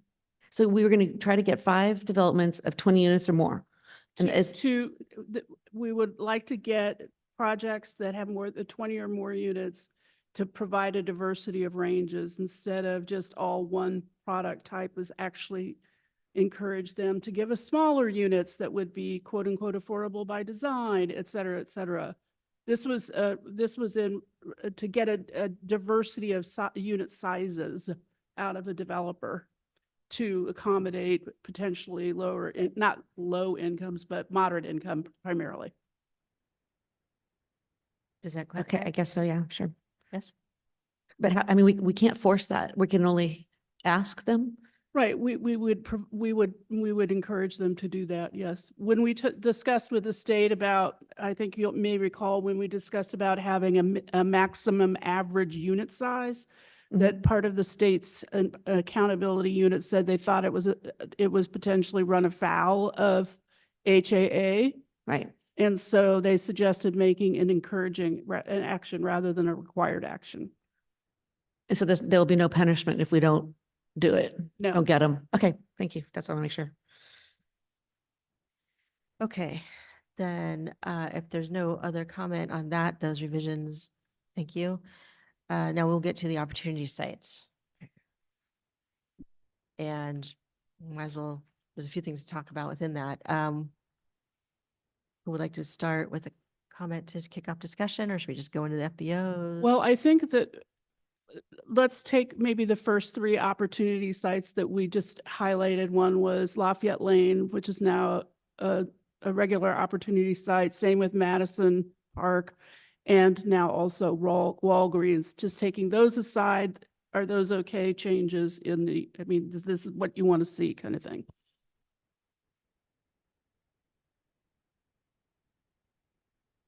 I guess this was where my problem was.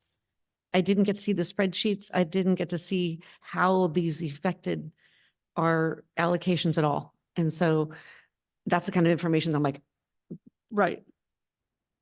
Perhaps, yeah, I mean, obviously we don't intend to have you discuss this in a vacuum. But maybe, I don't know whether it is helpful to discuss this in detail now without actually seeing it, or whether you want to wait until our next meeting to discuss it further, the spreadsheet. and discuss the issues with percent of lower income on non-vacant sites, 949 Moraga in the inventory, what should the income distribution be, et cetera.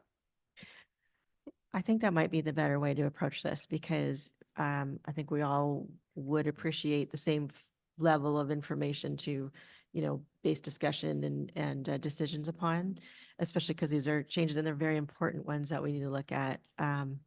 So that might be the right way to go. But the issue with that is next time we're talking about this will be almost a month out, right?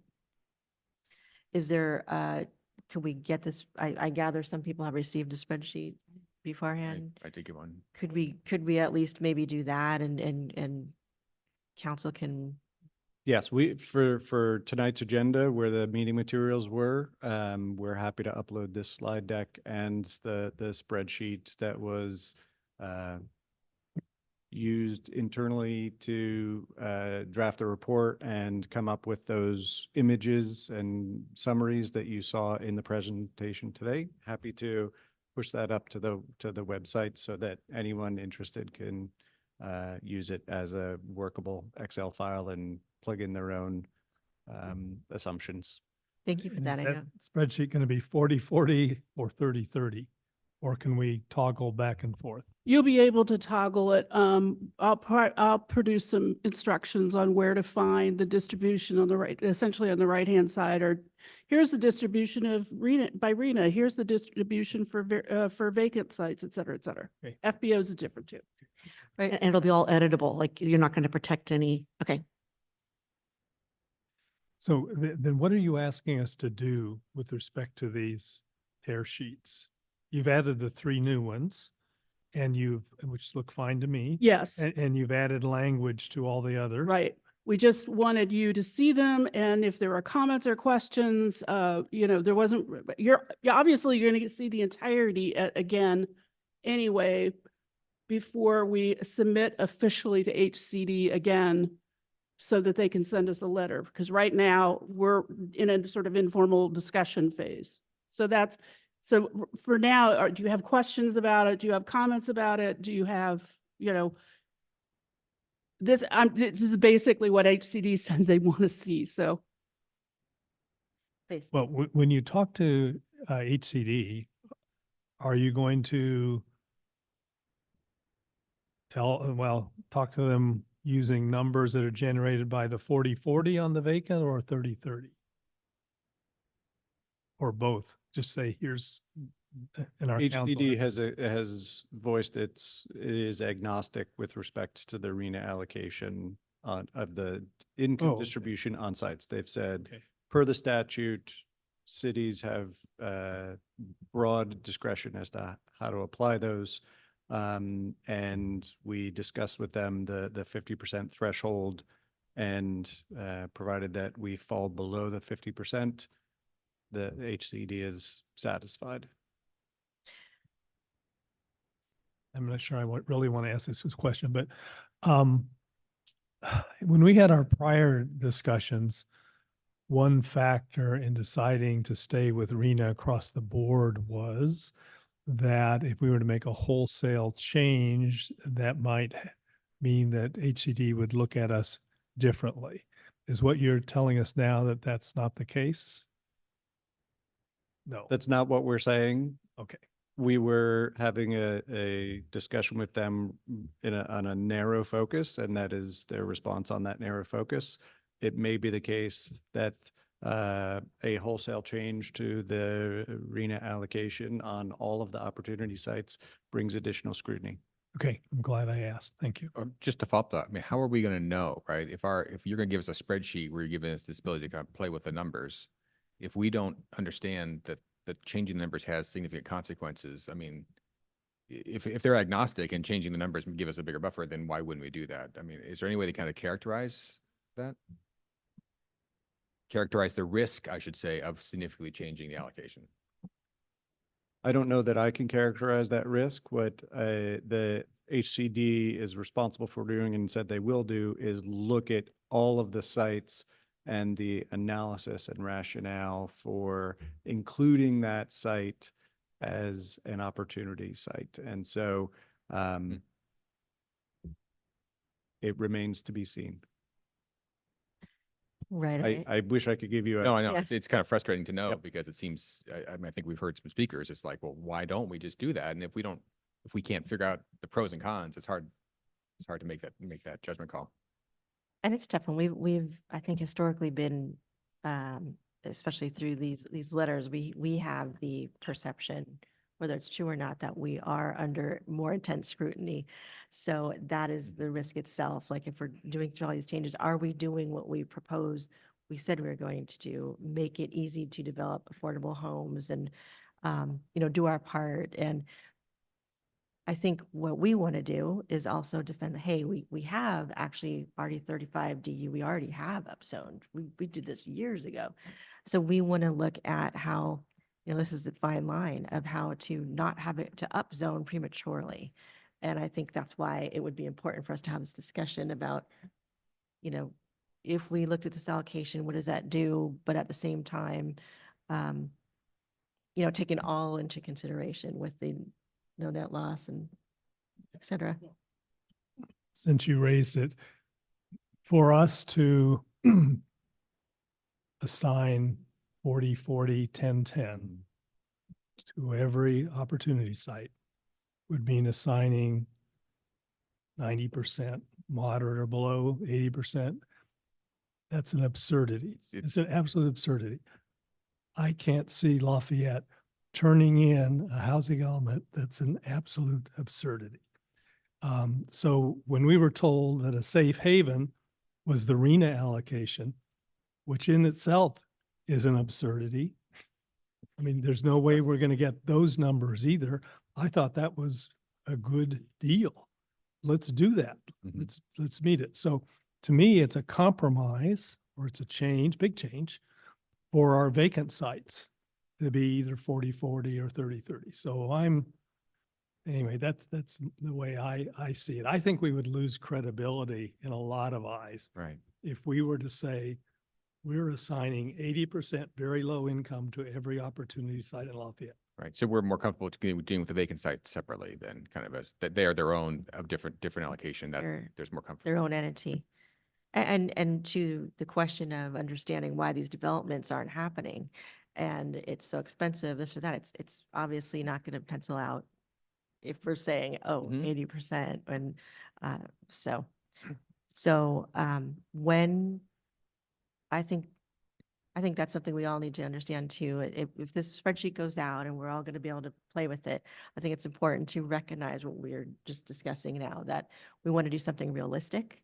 And when we look at this, that we'll pursue our goals of getting affordable housing developed in the places that we hope they might, are pointing out to, but also that we get this thing certified.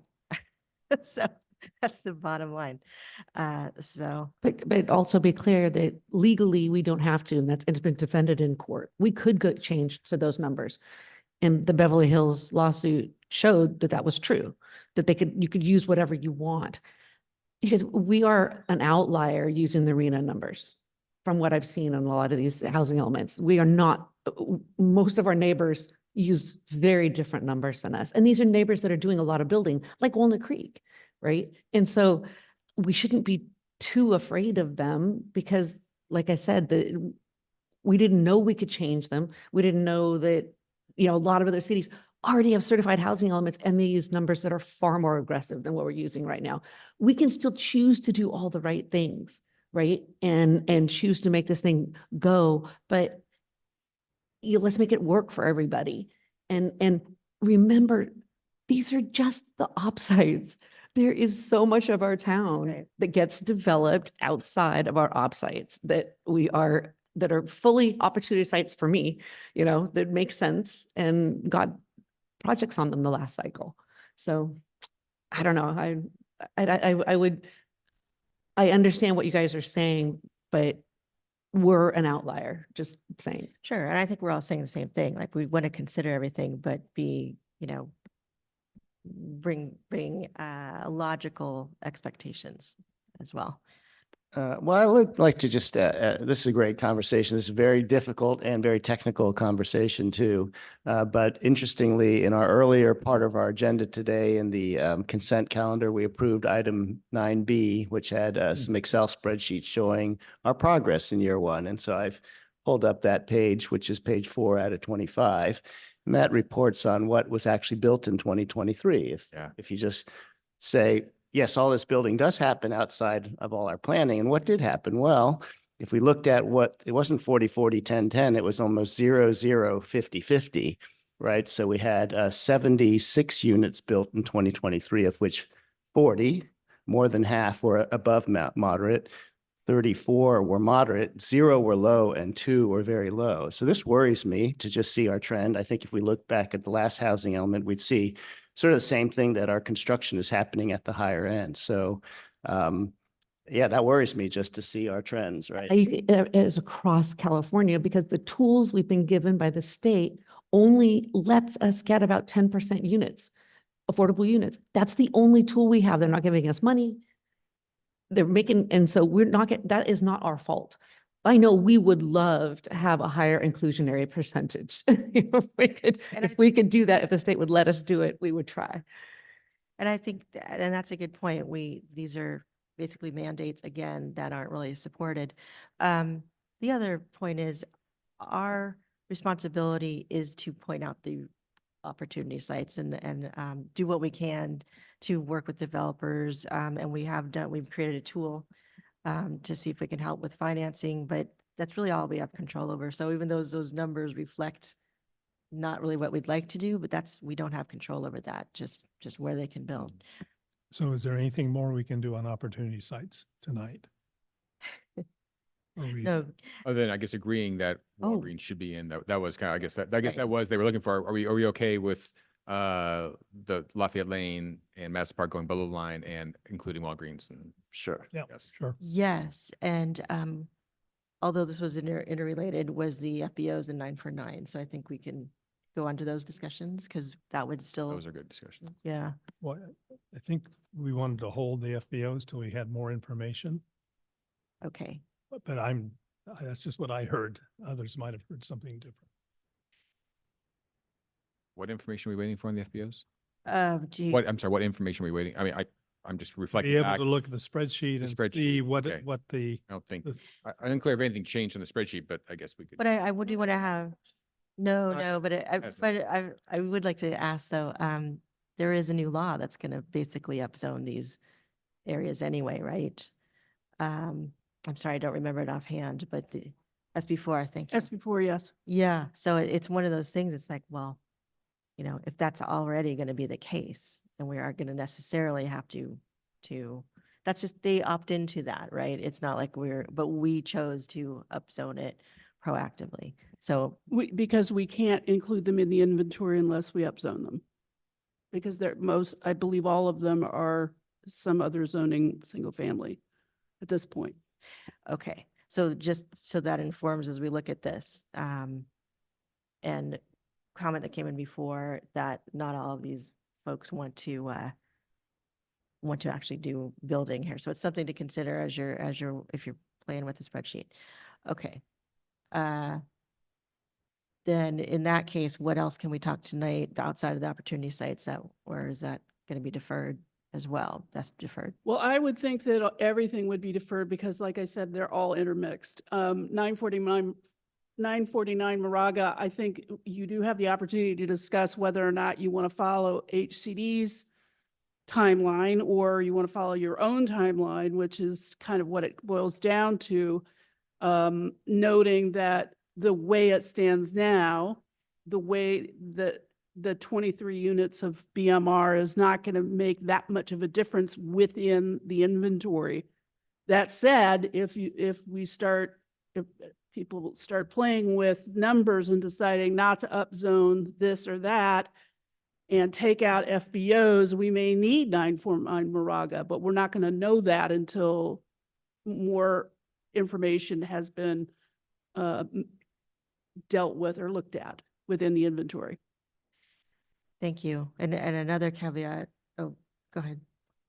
Oh, well, I'm ready to jump in when we're ready to discuss 949. So whenever you. ready Okay. for- So why don't we, Ready. do we want to just at least preface a discussion on that now? I'd like to. Okay, then I think we should because the- Okay, well, this is where all my concern about the state comes together. Because here we've got our staff working on 60 programs. If we didn't have all these state mandates, we could just work on building housing to the extent that we can do it in the current financial environment. But instead, over the next few years, we're going to have to work on all these programs that in my view might be helpful, but don't directly lead to building housing. And so we have staff recommending that we take this complete 100% affordable project off the table because all these other projects are taking all the time that would go to that. I mean, to me, that's just a signal of the failure of this whole process. And it's really, I mean, we talk about, well, do we need it for the bubble, the surplus, whatever, what are we calling it? Anyway, whatever, the extra units. But these are units we could actually build. I mean, you pointed out that we only got 2 built last year. This is 23 units that when we put it in the plan, we said, we're going to do this. We're going to do our best to get it done in 4 years. And then we'd have some affordable units. So it just seems to me, I'm not saying I'm opposed to doing it because I understand the burden on staff that all these things do. So I understand that. I just think it's an incredible shame if we have to take that out. And I also worry about the signal that might send to others if Lafayette takes 100% affordable project out of their plan, out of their opportunity sites. I don't like the message that sends, but I'm definitely understanding of, what it takes to run the department and to get things done with all these other things on your plate. So that's my rant for tonight. thank you for that. I think the other issue is we are discussing fiscal sustainability and obviously staff resources is very important. But to actually develop a plan for that site does take a lot from the city to put up and not to say subsidize is the right word, but to help incent that.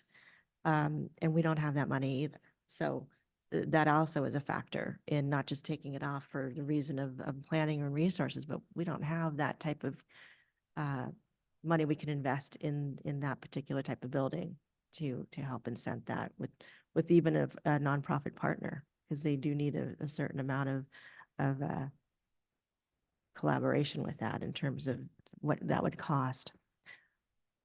Any other comments about that?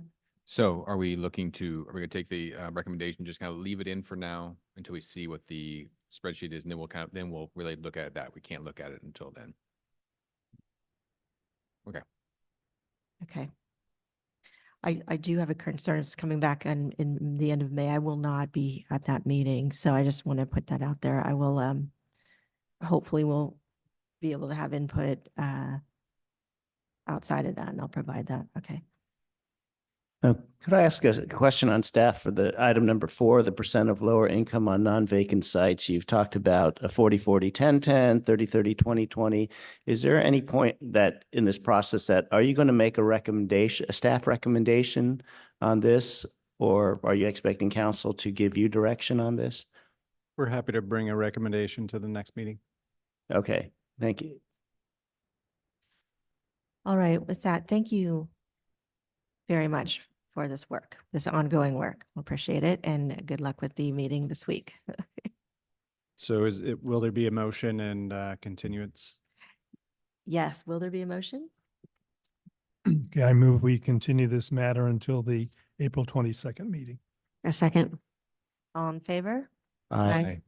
And I am an aye. It is unanimous. We'll continue this meeting to the 22nd of April. This Thank you. Item. Yes, it is 9 o'clock. It is 2 hours after the start. We'll take a short break. Oh, wait, what time is it? 9:03. How about we come back by 9:10, just around that. Okay, thank you.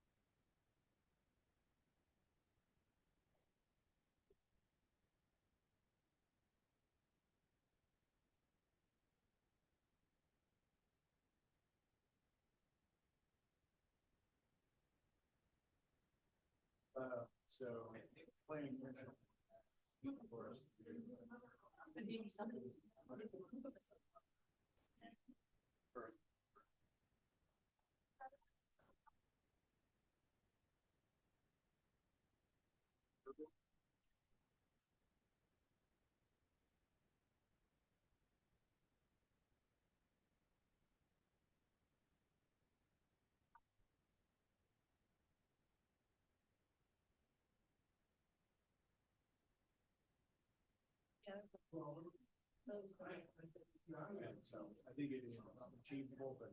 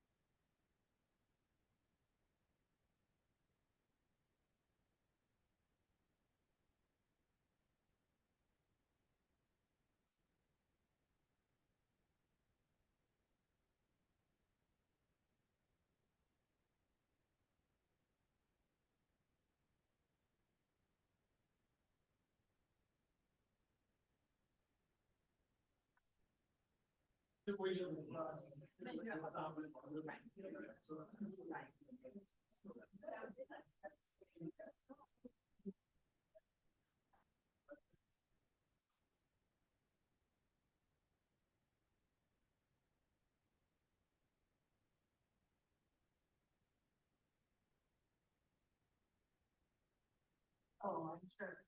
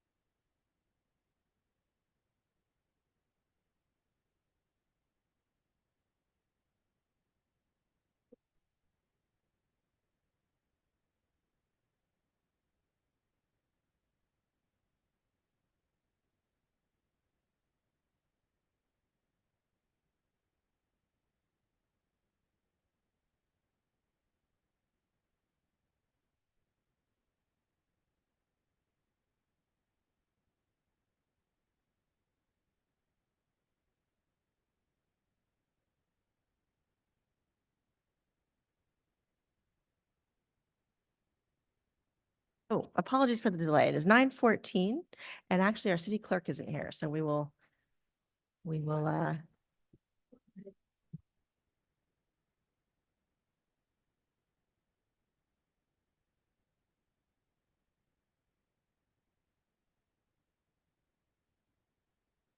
okay. It's 9:14. We will reconvene the meeting with the old business item 10B. Welcome, Matt. Thank you. Good evening, everyone.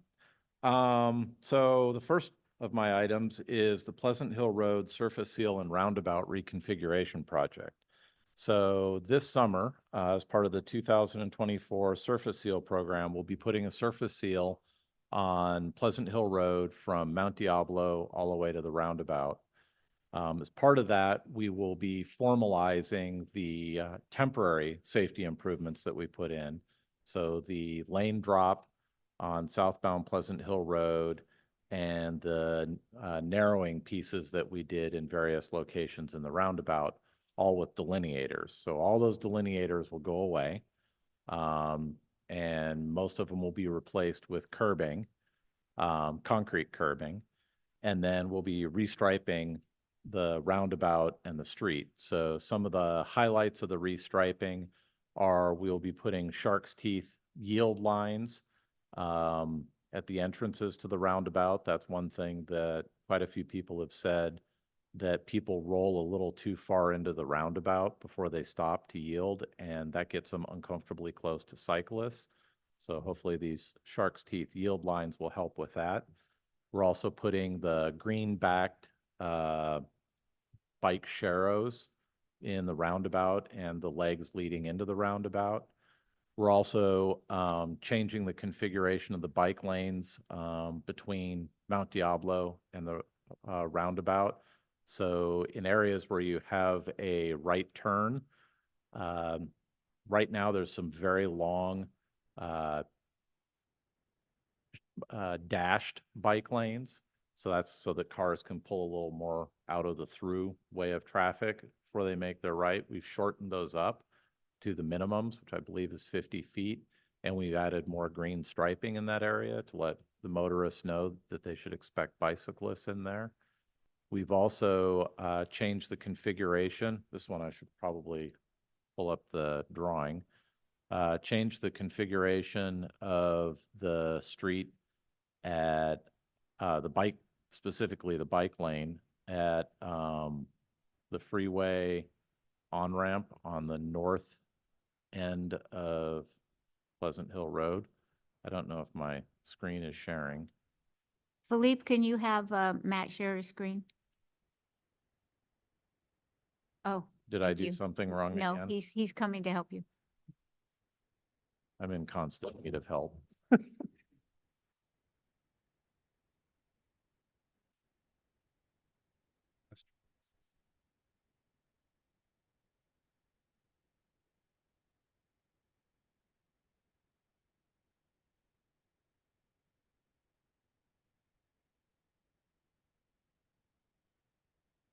Not me for a change. No, I don't think so. Try one more time.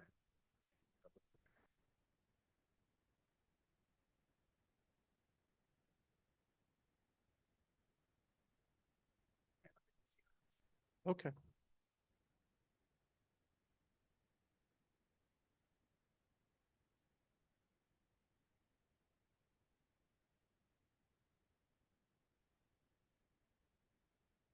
Yeah, there we go. Okay. So none of this green striping is currently out there. Matter of fact, the through right turn lane takes up most of this space. So in our public meetings and our Transcirc meetings, people suggested that we do something to improve upon that. And so this is what we're going to do. We are going to add a green bike lane here, and then the dashed line to go to the green for the through. We're also adding the shark teeth yield line at the Caltrans on-ramp as well to try and make this piece a little bit safer. So those are some of our big things. when I took this to the Circulation Commission, they asked me to look into a handful of things. One of them was chicanes. They asked if we could see about doing a chicane style layout as you approach the roundabout rather than doing a lane drop. And that's what this drawing is. The issue with this is that we don't have very much real estate there. So we can only move the lanes over by effectively one lane width. So in doing so, if you're a obstinate driver who does not wish to slow down, you could start in the inside lane and end up in the outside lane and not turn at all. So it's not a big enough lane shift to get the effect that you're wanting. The secondary problem with it is traditionally what you do with a chicane is you move the cars away from the center of the road and then back towards the center. The idea, I think, is that if someone's going to lose control of their car, you want them to lose control of their car away from other people, not into other people. Unfortunately, based on the configuration that we have out there and the right-of-way we have, ours would have to move you towards oncoming traffic. So if someone lost control, they would have a 6-foot wide landscape median left before they ended up in the oncoming traffic lanes. So that's less than ideal as well. So for these reasons, staff doesn't recommend a chicane at this time. It doesn't, I don't believe it'll accomplish what we're trying to accomplish. Next thing they asked for was to have another look at speed tables or humps in advance of crosswalks at the roundabout. I did have multiple conversations with the fire chief about this, starting way back when we started looking at redesigning this roundabout. He initially said no speed bumps anywhere in this area. It's an evacuation route, not appropriate for speed bumps, speed humps, speed tables, any of that stuff. He has since softened his position, and we appreciate that. And now he would support speed humps that are at least 15 feet away from the crosswalk, but not more than 50 feet away from the crosswalk. His logic is he wants the fire trucks to be able to clear the speed bump before they get to the crosswalk. The issue with that is in order to put a speed hump in that area, we would need to sign for it, bump ahead kind of thing. Those signs within that close of proximity to the crosswalk would block the crosswalk signs. So that wouldn't be a very good idea either. So at this point, we're not recommending we pursue speed humps at this time, given the fire district's positions.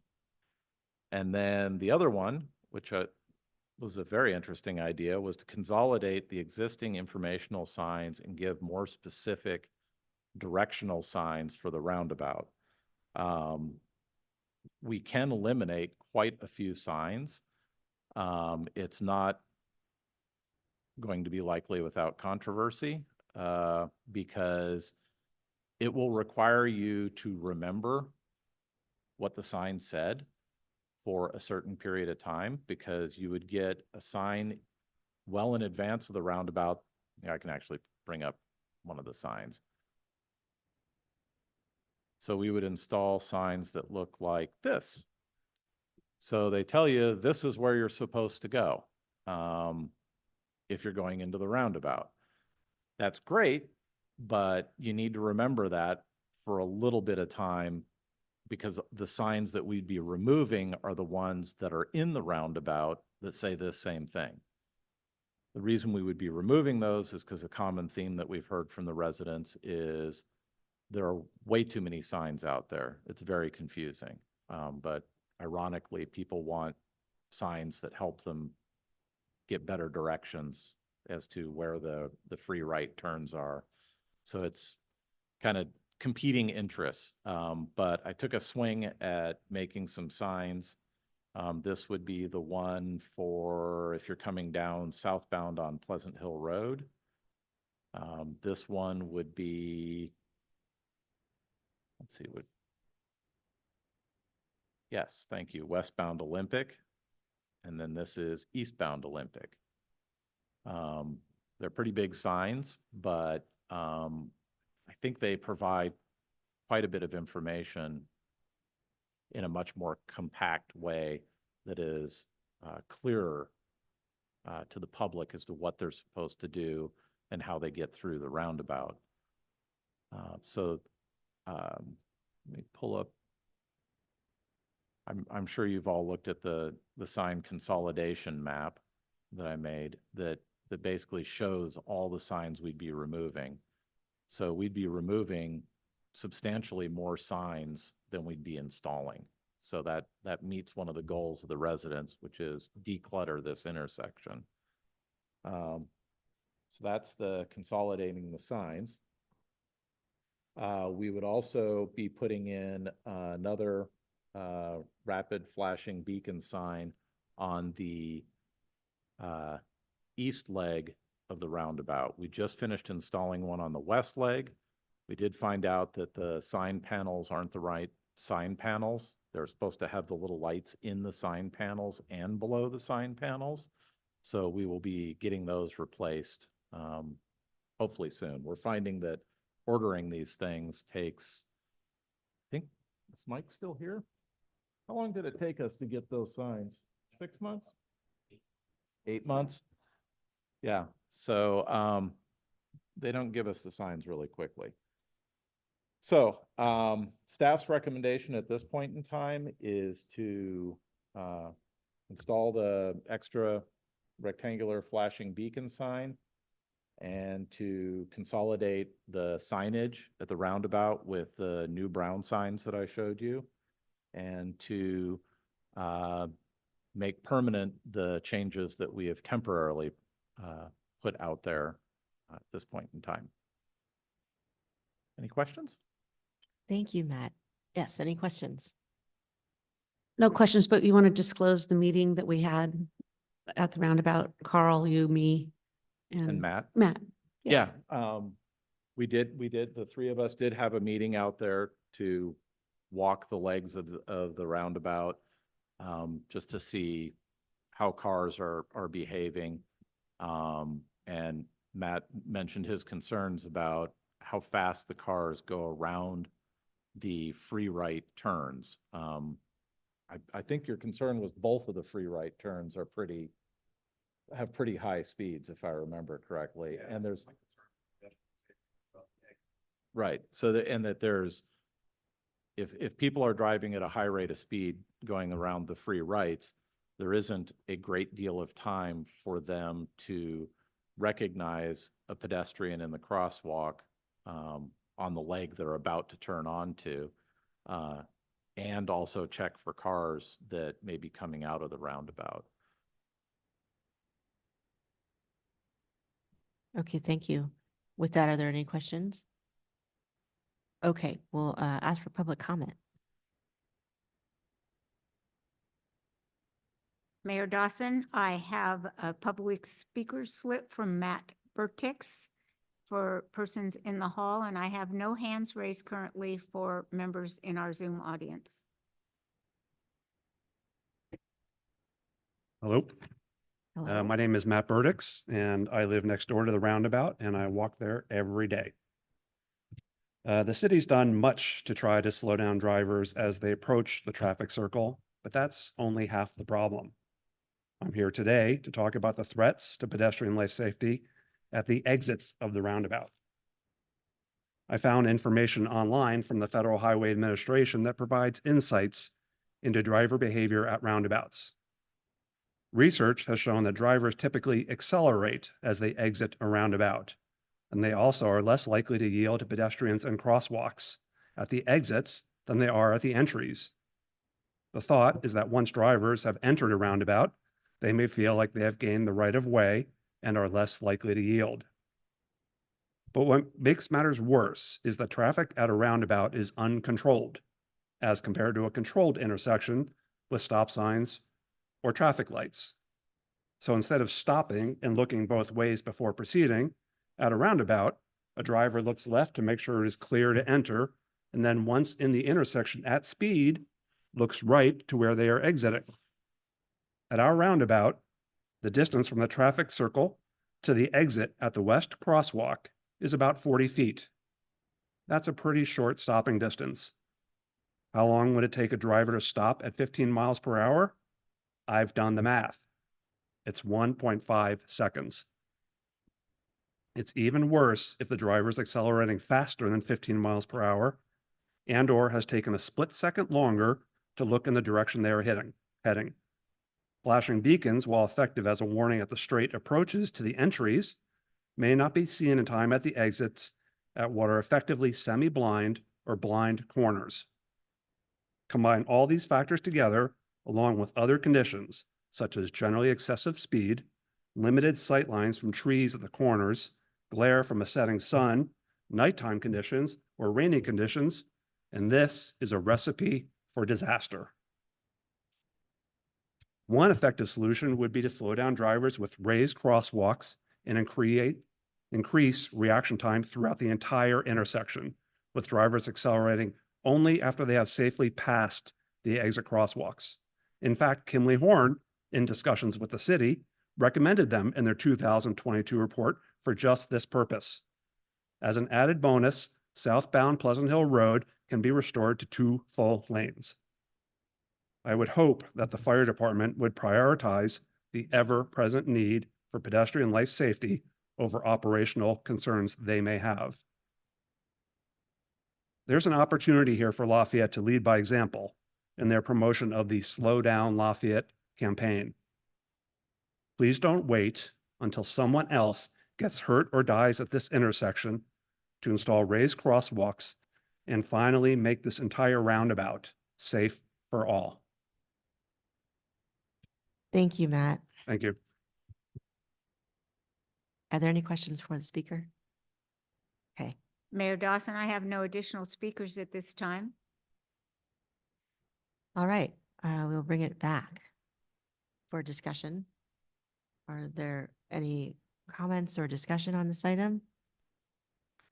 Did you raise your hand, John? Oh, no. Okay. Real quickly, so timelines, if we put in any more changes, what does that do to the timelines and when you guys need to go out and get bids and all that? Right now, the project is slated to go out to bid this week is when I want to put the notice to contractors out. Okay. And then the really important comment is if we do the changes now and then in the future we go, gosh, like once again, maybe we need to make some more improvements. Those are still possible, right? Even things like, maybe even the speed humps, maybe not the raised ones in the crosswalks, but the little guys, right? If in the future, we can convince the fire department to allow us to do whatever it is that we want to do. Yes. Then yes, nothing that we're doing now precludes us from doing that. Okay. The only thing that we're doing now that would be somewhat costly to undo would be the lane drop. Fair. So right. But having a lane drop and speed humps, if allowed, wouldn't necessarily be a bad thing. Okay.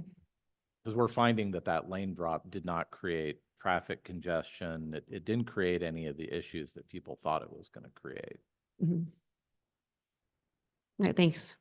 I want to say I'm glad that it did do this, the pilot did show that slowed down the traffic and that was successful.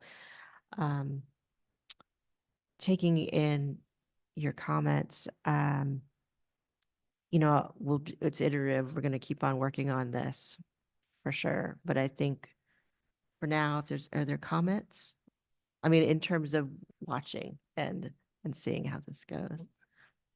Just a question. I apologize for not raising this earlier, but did we consider moving the crosswalk on the westbound south side down another 20 feet? That wasn't a consideration. That wasn't something that has been brought up. I know that I think as part of the public comments that we got, one person suggested moving the crosswalk further to the west to roughly where the driveway entrance is to the gravel parking lot for the park.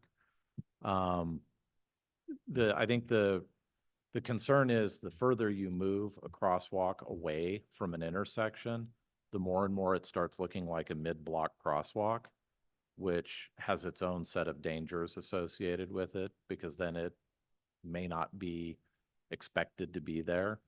To your point, moving the west leg crosswalk 20 feet further away from the intersection, that might be beneficial. It obviously gives you 20 more feet for drivers to realize there's someone in the crosswalk, although arguably it also gives them 20 more feet to go even faster. But it is something that could be considered probably in the future, because it would require quite a bit of reworking of that intersection.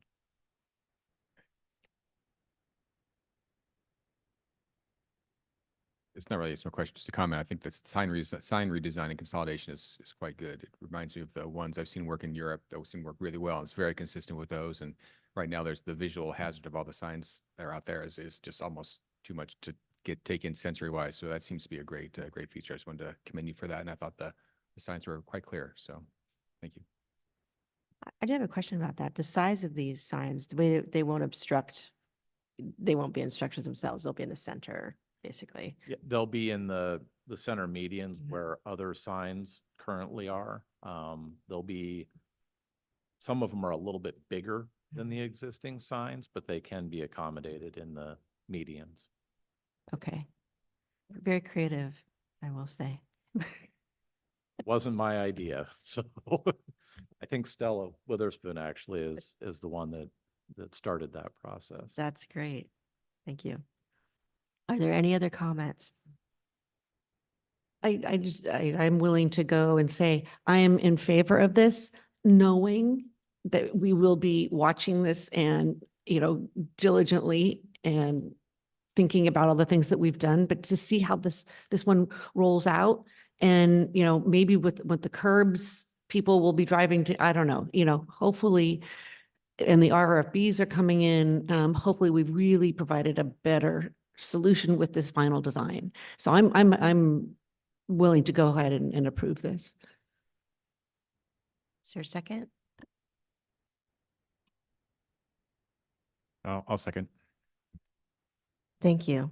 Okay, I will take a roll call vote. Councilmember McCormick. Aye. Councilmember Candell. Aye. Councilmember Andori. Aye. Vice Mayor Kwok. Aye. And I am an aye. So it's unanimous. We will, what is the recommendation? We'll move forward on this. And I do want to say again, thank you, because it's been a while. We've been working on this, and I think this is the second round of changes we've made, and the pilot has been in place for a while, and it is good to know that there have been improvements. And I agree, hopefully with the curves and the flashing beacons, that will help slow down, but we take your comments and we'll be watching this area. So thank you. Our next item. All right. Matt. Next item is the Mount Diablo Boulevard surface seal and sidewalk improvements. So this is actually bundled in with the Pleasant Hill Road project. So we're doing a very large surface seal program. And as part of the Mount Diablo surface seal program, we will be completing the gap in the sidewalk that exists from basically City Hall's driveway to Mountain View Drive. So specifically, this is the section of sidewalk in front of Diamond K that doesn't currently exist. So we'll be putting that in. And then the sidewalk that remains all the way to Mountain View is in varying states of decay. Some portions of it are asphalt that is badly cracked and starting to heave. There are sections of sidewalk that have split open. Some of the cracks are in excess of an inch. So that whole area needs to be refurbished. The curb and gutter is also not currently draining. Right now, the curb and gutter drains to one of the private driveways and then goes down the private driveway. So normally, we would tell the property owners, hey, your curb and gutter and sidewalk are in poor condition, you need to replace it, and we would bill them for the costs. In this case, because we want to re-engineer the curb and gutter, and we don't want them to just repair isolated sections of sidewalk, we want sidewalk to be ADA compliant as part of this. Staff is recommending that we include the costs associated with this repair work into the surface seal project so that we can do it as one cohesive project, and we'll have nice new sidewalk from beginning to end. I have met with Bill, who's the owner of well, he's the owner representative of Diamond K. He's on board with this. We are building the sidewalk that's in front of their yard using steel reinforced sidewalk and driveway so that he can still drive his fully loaded forklifts over it. Been working with him to make sure that the grades are such that the forklifts won't have a problem getting in and out of that location. We are proposing to sign the portion of, there's a little bit of parallel parking in front of, well, I have the picture up. There's a little bit of parallel parking right about here that we're going to sign as loading and unloading only. So that preserves his ability to have his semis park in this area for loading and unloading. They tend to do that very, very quickly, astonishingly quickly, actually. And it's usually early in the morning. So he just wanted to make sure that his semis could get in there, hence the loading and unloading zone. So I think that will work out well. We are restriping the parking along that frontage so that it'll be diagonal. Right now, it's kind of a free-for-all, but with diagonal striping, it'll keep the tail end of the cars out of the bike lane that's in front of Diamond K and what may potentially be a Circle K in front of, what is that, 3667? In that area, two of those parking spaces may get converted to a van accessible handicap space if Circle K comes to fruition. So that's the big changes on Mount Diablo. Of course, all the striping will be redone and pavement repairs, normal surface seal stuff. It will extend through the intersection with Mountain View. Mountain View Drive is also slated to get a surface seal as well. So it will kind of clean up that whole intersection. The north side of the street, fronting Lennar's project, has been repaved by them, so we don't have to surface seal that portion of the road. So that, so I have am I missing a recommendation on this? No, I just didn't print that page, I don't think. Yeah, so I believe I didn't print it out, but oh, thank you, Joanne. That's so nice of you. From the government. So staff is recommending that the council approve the addition of curb, gutter, and sidewalk improvements shown on the plans, and that they be included in the scope of work for the project, and the costs associated with the frontage improvements be included in the project budget. Can I answer any questions? Any questions? I'm Thank you. This is great. I think it's good. It's phenomenal. I drive past it every day, and this definitely needs, I mean, it's the entrance to kind of the core downtown. I think having this look great and be ADA accessible is phenomenally important. You touched on it briefly, and you mentioned it here. We have this kind of this new application for Circle K, and then there's like conversations, a lot around parking. You mentioned just briefly some things. I guess I have two questions. One is, how will that, well, maybe they're related. Maybe we'll take the first one. You mentioned there might be a few things that changed based upon Circle K and the application. You mentioned, the one you just mentioned was we might change to a van accessible handicap space versus not. Right. So right now, the way I have this laid out, these are the spaces that are in front of what amounts to the Circle K property. Right. And they're proposing making these two spaces, you combine them, and that gives you enough space to make a van accessible handicap space. Because we're already losing a space or two by going straight to perpendicular to angled, right? Or not? Or is it? I think you lose one or two spaces. Okay, yeah. and this would consolidate. Yeah. And is there and that's ongoing, I know, went to the planning commission, it's gonna come back in a month. I have no idea. what Okay, the anyway, plan it's, is. they're gonna continue till May and so on. Is there any concern that, I guess I'm just wondering, is there any impediment if that's still going on? I'm not sure the timing of this. Is there any concern if that discussion takes a while? I anticipate it could go a while. Is that gonna impede your work, or is it really just a striping issue as far as? Right. So the way I'm proceeding with it is this is what I'm going to build. Okay. And if they build their stuff first, great, then I'll work around it. If they build their stuff afterwards, then they can redo the portion in front of their property. Because to make this a van accessible space, they're going to need to actually put a handicap ramp on the sidewalk here. Okay, which right. is entirely on their property, incidentally. This is a very odd right of way here. So Right, the I noticed that. the parking spaces are in the public right of way. The sidewalk is on private property. Because it's tucked back, yeah. Yeah, so it's odd. So it doesn't matter who Okay, it goes doesn't matter. first or what Perfect. That was happens. fine. It's all easily worked around. Perfect. Thank you. That's all my questions. Question about that. So can the Circle K and the Diamond K put signs up to make them only Diamond K and only Circle K? No, because the parking spaces are in the public right of way. Okay.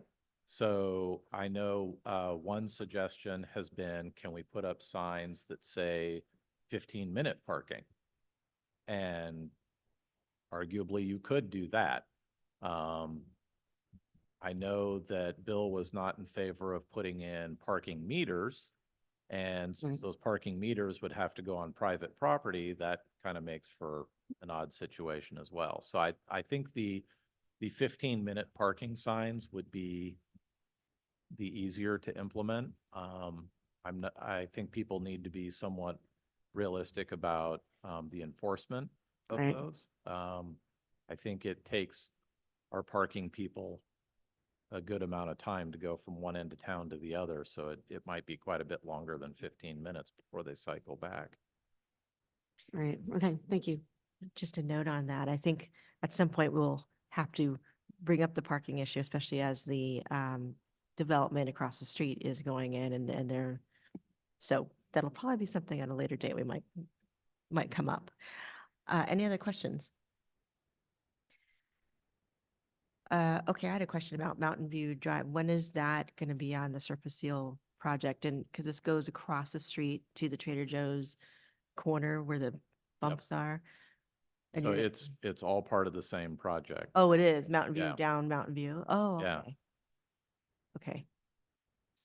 I may have missed it, but Bill from Diamond K Supply has his hand raised. Oh, okay.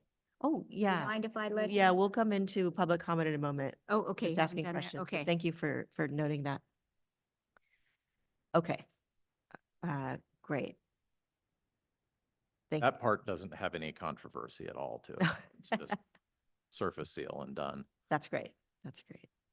No, I appreciate that other corner is going to be spruced up as well. Yes. Yes, okay.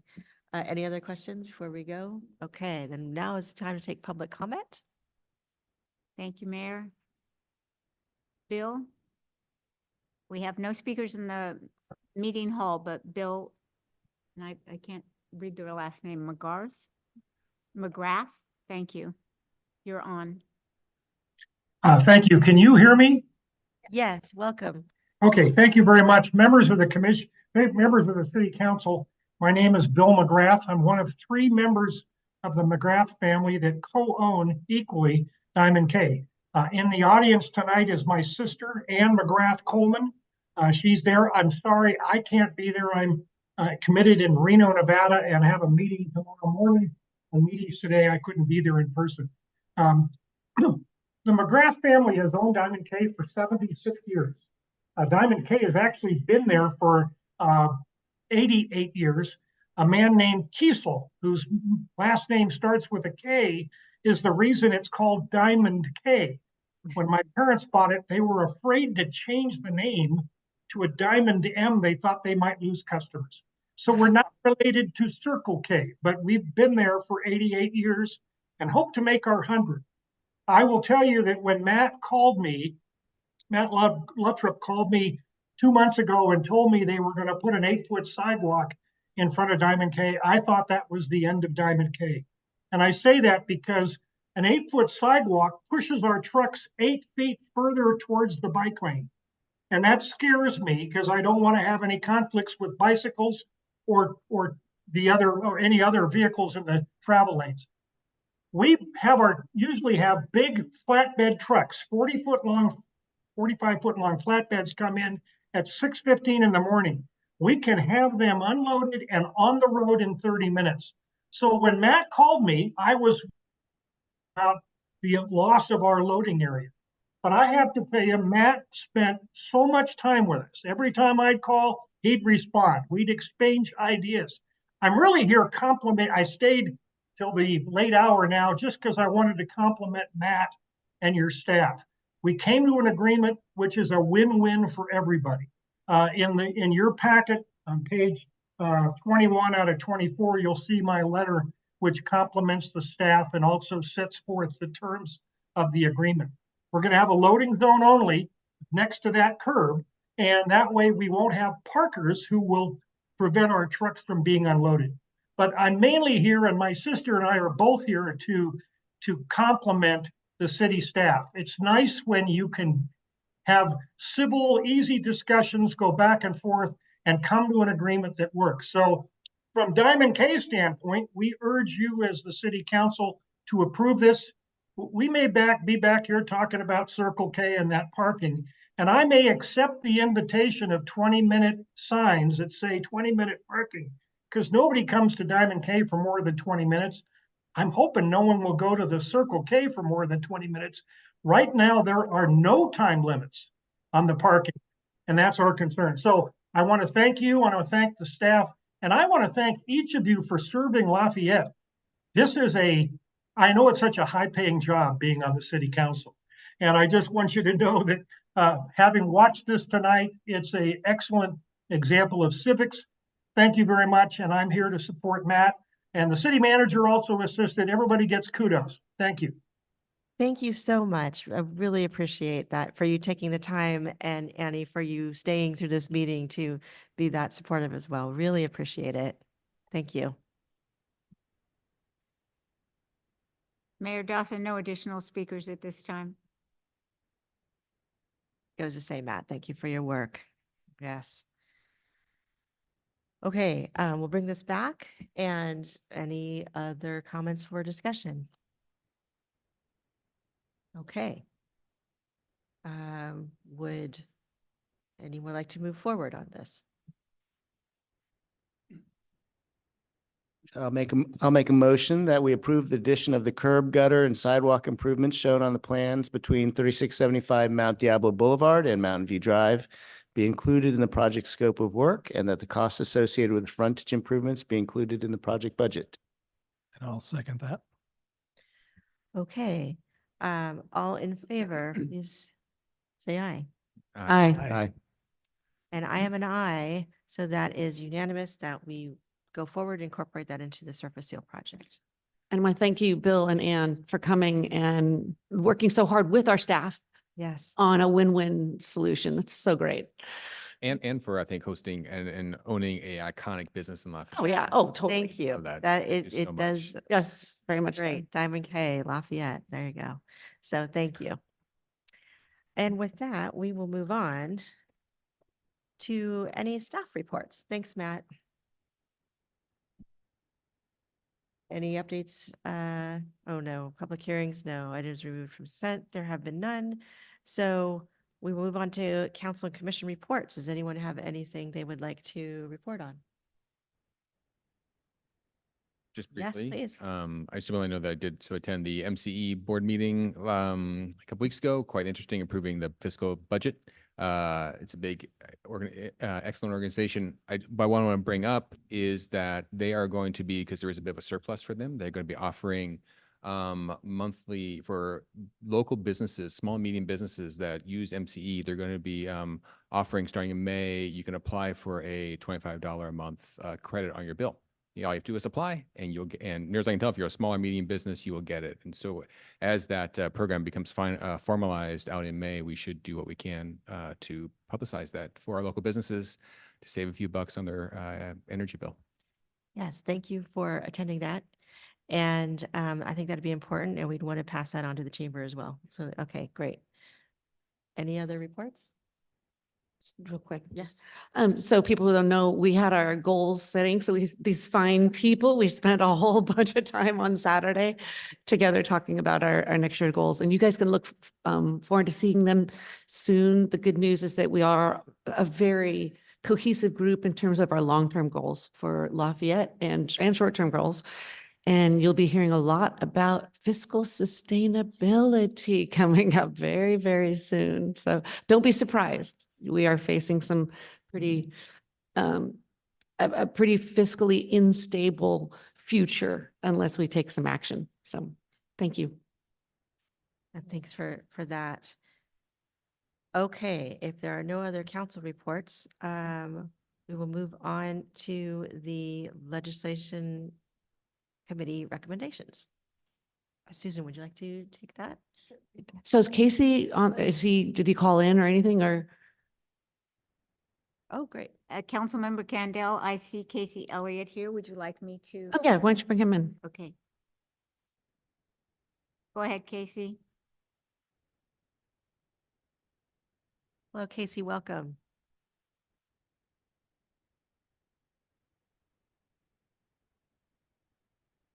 We can't hear you if you're speaking. Casey, are you there? Can you hear me? Yes. Yeah, now we can. About that? Yes, Casey Elliott, Townsend Public Affairs. How are you, everyone? Good, thank you. Thanks for being here. So do you want me to try to go through these or would you rather do this? Yeah, I'm happy to do so. There's a couple of different items before you tonight. The first item is the legislative platform. This one will be very easy. The legislative committee, in reviewing the legislative platform, which was adopted by City Council at the beginning of last year, is recommending no additional changes. City staff did review the platform from last year, had no additional edits. So the platform that you're being asked to adopt this evening would be consistent with that which you passed last year. The second item are bills that were considered by the legislative committee at their meeting last week. There's there are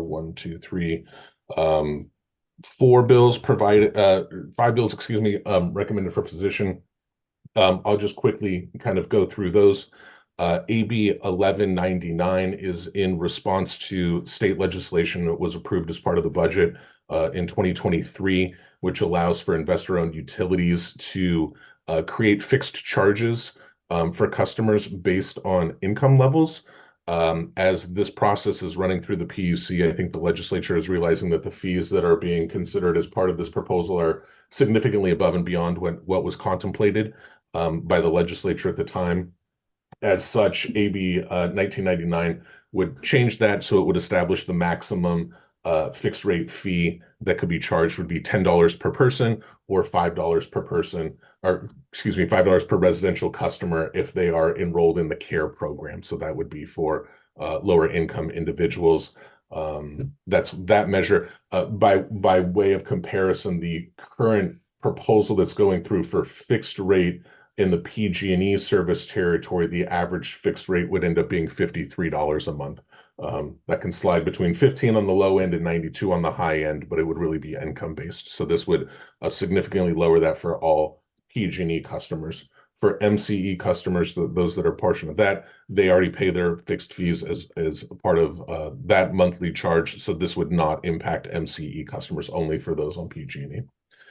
The second measure, excuse me, there was a recommendation of a support position on that piece of legislation. The second bill is AB 2236 by Ms. Bauer-Cahan. This bill expands on the state's efforts to curb plastic bag pollution. This measure is being sponsored by a coalition of environmental groups as well as the California Grocers Association, and would really limit the additional circumstances in which a grocery store could provide a single-use plastic bag, and would really encourage additionally more reusable bags and paper or paper bags. Again, this effort's being done in cooperation with the grocers, so they are all moving that effort forward.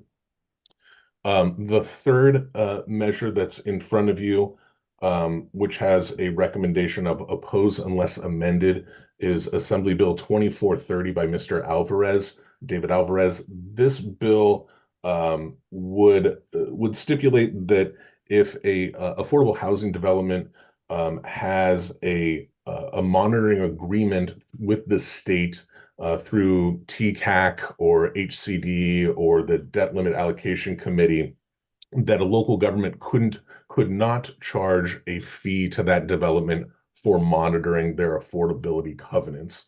The position that is being recommended would be oppose unless amended, to specify that the amendment would be to request that if this bill is going to remove the abilities of cities to charge monitoring fees on this, that it also explicitly be stated that they know that local governments also don't have to monitor for compliance, that compliance requirements be handled at the state level. So if locals can't charge a fee for it, just don't expect locals to do the service for the state. So that would be an oppose unless amended position requesting that amendment. The next measure is Senate Bill 834. To start on this bill was gutted and amended. Last year, the city council took a support in concept position on the previous version of the bill, which was a proposed housing bond. The housing bond language has been completely removed from this bill. So as such, the city's previous position, regardless of what you do here, would go away. The new bill would prohibit a local government from issuing a preferential parking permit to any resident or vendor for a development that's located within half mile of public transit and was specifically exempted from parking requirements as part of its development. So that is to say that if a residential or a commercial development comes to the city and uses state provisions or density bonus law to get some concessions so they don't have to require parking, they then can't turn around and request that the city provide them preferential parking treatment in public zones. So the request is to support this bill, was my recollection of the committee recommendation. The next bill is Senate Bill 951 by Senator Wiener, which at the time that the materials were put together for the legislative committee, dealt with modifications to the coastal zone within the city and county of San Francisco. That bill has since been amended.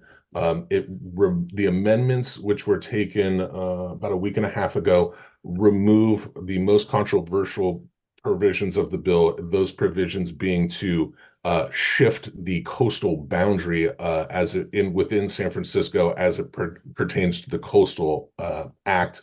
So now, as it stands, Senate Bill 951 would just require that any modifications to local coastal plans that originate from rezonings required under housing element law must be done on the same timeline as that rezoning itself.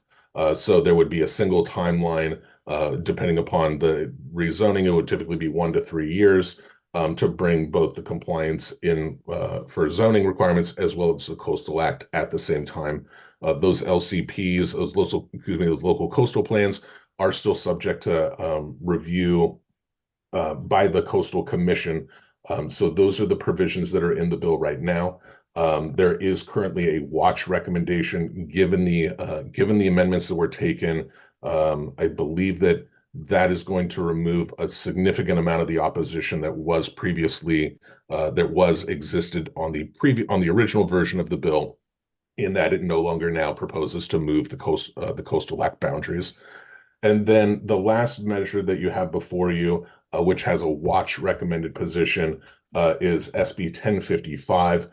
This bill would state that if a local agency meets all of its RENA numbers, that it would then be able to make some modifications to ADU law. Specifically, it would be able to limit the height of ADUs from the existing 25 feet within statute to 16 feet, which was previous statute. And again, that has a watch recommendation on it. Happy to answer questions on any of those bills or any others. Thank you, Casey. Are there questions from council? No, Yeah. oh, Carl, I'm sorry to Yeah, see you. I'm not sure I understand on the fourth one, SB 834. It's on the first page, it says recommendation of support, but on the explanation, it says no support or opposition for the current version of the bill. And that's what I thought I heard described. Oh, that's not the recommendation? No, I think that means that there's nobody supporting it officially or not supporting it or opposing it yet. Ah, okay. Right, So Casey? recommendation is pending committee input? Yeah. Okay, got it. Yeah. And Councilmember Kendall, that is correct. Since this bill has not been heard in a legislative committee in its current form, the official support and opposition that outside stakeholders would provide has not been made official yet. So yes, that's what that is in reference to. The original recommendation, given that the city had a previous position on it as it went to the legislative committee, was pending committee input. So that's where that recommendation came from. But I think to Carl's point, I think the first page says we support, recommendation of support. And I think that's the confusion, right? Yeah. Should actually say watch or pending, or Yeah, should have a no, different status, right. right? No, SB 834, we are saying we want to support it. Oh, we are. That's not what I just heard. It's not, Well, it says support. On the agenda. Right, on the agenda, we are supporting it. but The- that's the- not this- that's not what we just heard. Right. Okay, Casey, you want to clarify? On our agenda, we are supporting, and we did discuss that we did support that. Right. But on the summary, which is It's been page. Got it in Yeah, I don't know if you have our packet, but it's on your summary at the support and opposition underneath status. It says no support or opposition for the current version of the bill on record. Correct. Yeah, and I probably could have phrased that better on the staff report. Yeah, that was intended to indicate support or opposition from external groups such as Cal Cities or other organizations. Oh, understood. It's the next page where it says recommendation, and under recommendation, instead of saying support, it says pending committee input. I think Our that was- committee said support. So you're the committee, and you said support. We did. And so then it's on the agenda. Yeah, it's on the agenda Agenda's correctly. correct, yeah. Yes. Thank you for clarifying. I mean, if somebody goes in and doesn't put any parking in and then demands the city go preferential parking for them, it's Yeah. like, no, they can't do that. Okay. It was a confusing bill to Oh, yeah. finally sort through that, right? Yeah, and then another question, because I found the 1055 to be very confusing too, but if it allows us, after we've approved a certain number of ADUs, which it looks like we will, then we can put a cap on, we can say can't go above 16 feet. What's bad about that? That's true. Casey, that's not the way that I understood it. Is if we have a certain number of ADUs that are in our target housing element, is it when we hit our ADU count, or if we meet all of our targets? It's the latter. An agency would have to meet all of their arena targets, not just those related to. That was the way it was told to us. We have to meet all of our arena targets to get to this little carrot. I'm sorry. That's basically how we talked about it. Like, this is a carrot. No, that's not really a carrot. That's a fake carrot. Because like nobody's going to get to their arena allocations. And so it's like, should we support it? You know, carrots are good, but yikes. That was the thing. Our discussion was we support carrots more than sticks, but this was an unreasonable carrot to attain. So we didn't think that this should be a win when we'd rather it be something that is possibly more attainable, or at least inspirational, as opposed to like, okay, that just won't happen. But we can change our minds. I think Yeah. where I went in the third paragraph, it says SB 1055 provides an opportunity for cities to revert to ministerial approval of 16 feet if it entitles enough affordable housing units. That's like we meet our VLI plus LI. Oh, I see. All affordable housing units. Okay. Yeah, that's. Yeah, interestingly enough, so Laguna Beach sponsored this, and as Casey was telling us, Laguna Beach has ADUs that people are popping up high to get the views to the ocean. So they were like, oh, okay, this makes sense, but Councilmember Candell pulled up the numbers and they are not hitting any. They're not hitting any they're targets. nowhere near. And we thought, wow, why would they be put behind? But anyway, we're watching, but otherwise we couldn't really wholeheartedly support this kind of carrot. Okay, any other questions or comments? All right. Yes, take public comment. Any comment on our legislative platform or any of the bills you heard about today?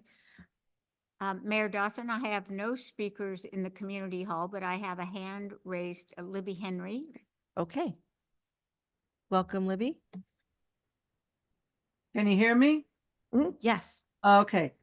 Yeah, I couldn't stay that long. So as I was saying earlier, the agenda says to on SB 951, it says discuss concerns and direct. I'm not sure what that means, but so far it doesn't mean any action being taken.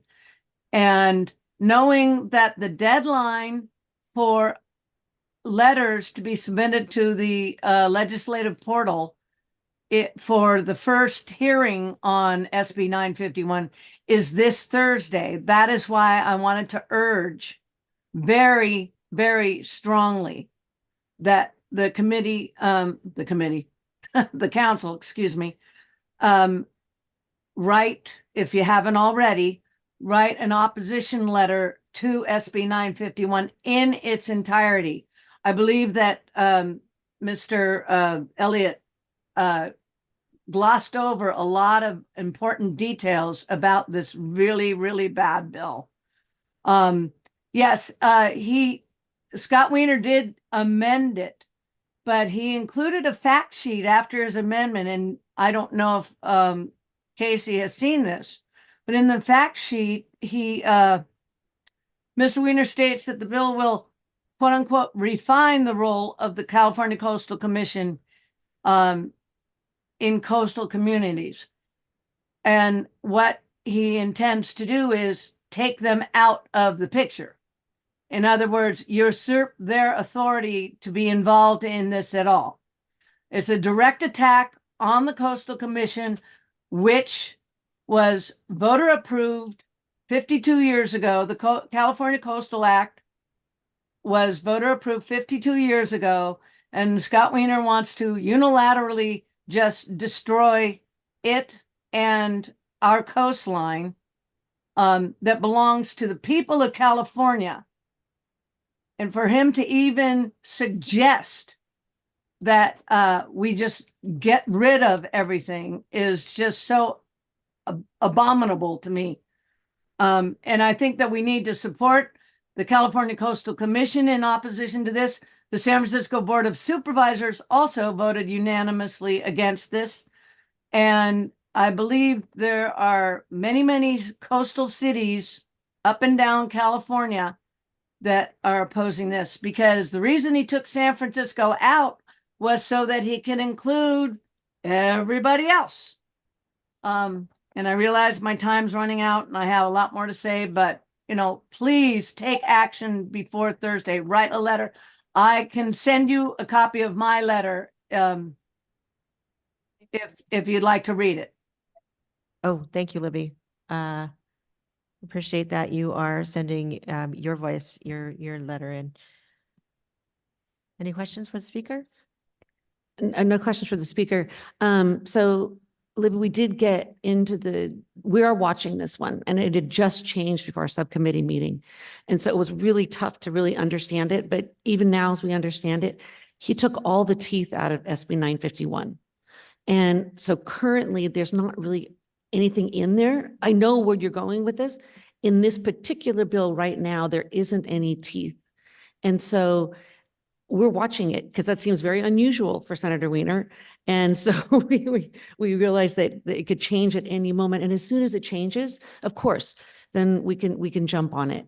But even other people in San Francisco and the Coastal Commission, they're going to be voting on all of these bills as they stand. Again, I think the week of April 11th. And they may also change their views on this one if it stays the way it is. It doesn't mean that there aren't other bills out there. And we've asked Casey to bring all those to us because the other ones really do have a lot of teeth. And so it's these other bills right now that I think we're going to focus on, if that helps. No, it doesn't, because I think that This you're isn't the back and forth, misinterpreting the Libby. changes. Oh, yeah, Libby. Absolutely. Okay, Yeah. thank you. Mayor Dawson, our final speaker is Rob Lavoie. Okay. Oh, and I have one more. Okay, welcome, Rob. Did I hear correctly that PUC, the first one, AB 1699, I think, puts a cap on it's related to PG&E having a sort of progressive fees for utility bills, and that we supported that. I just wanted to recommend that we don't recommend progressive utility charges if that's what the bill says. I think people should pay for what they use, and if they don't use it, they'll pay less. But having economic tests, it's too complicated for one thing. And why does a PG&E need to know how much I make? I don't even know how much I make until 9 months later. So it's crazy. Just like health insurance based on your income, it's absolutely absurd. And of course, anything that Scott Wiener proposes, I would say, is very suspicious. So that's a big no for me, but we'll see what happens. And then, yeah, I got a big laugh out of SB 1055 if anybody meets their RENA numbers. All right, thank you. Thank you.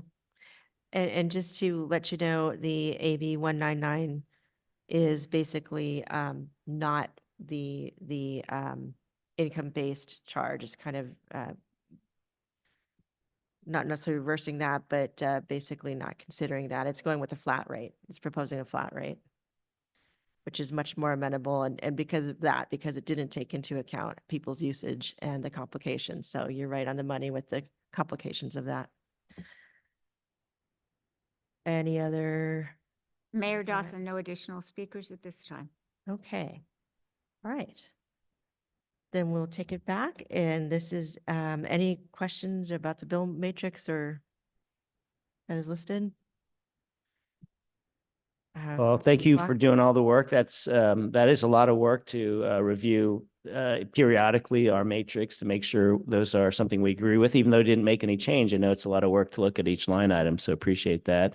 And also, to go through these bills, they're all very complicated. So clearly having a subcommittee work on them and having outside help from Casey's firm is also very helpful.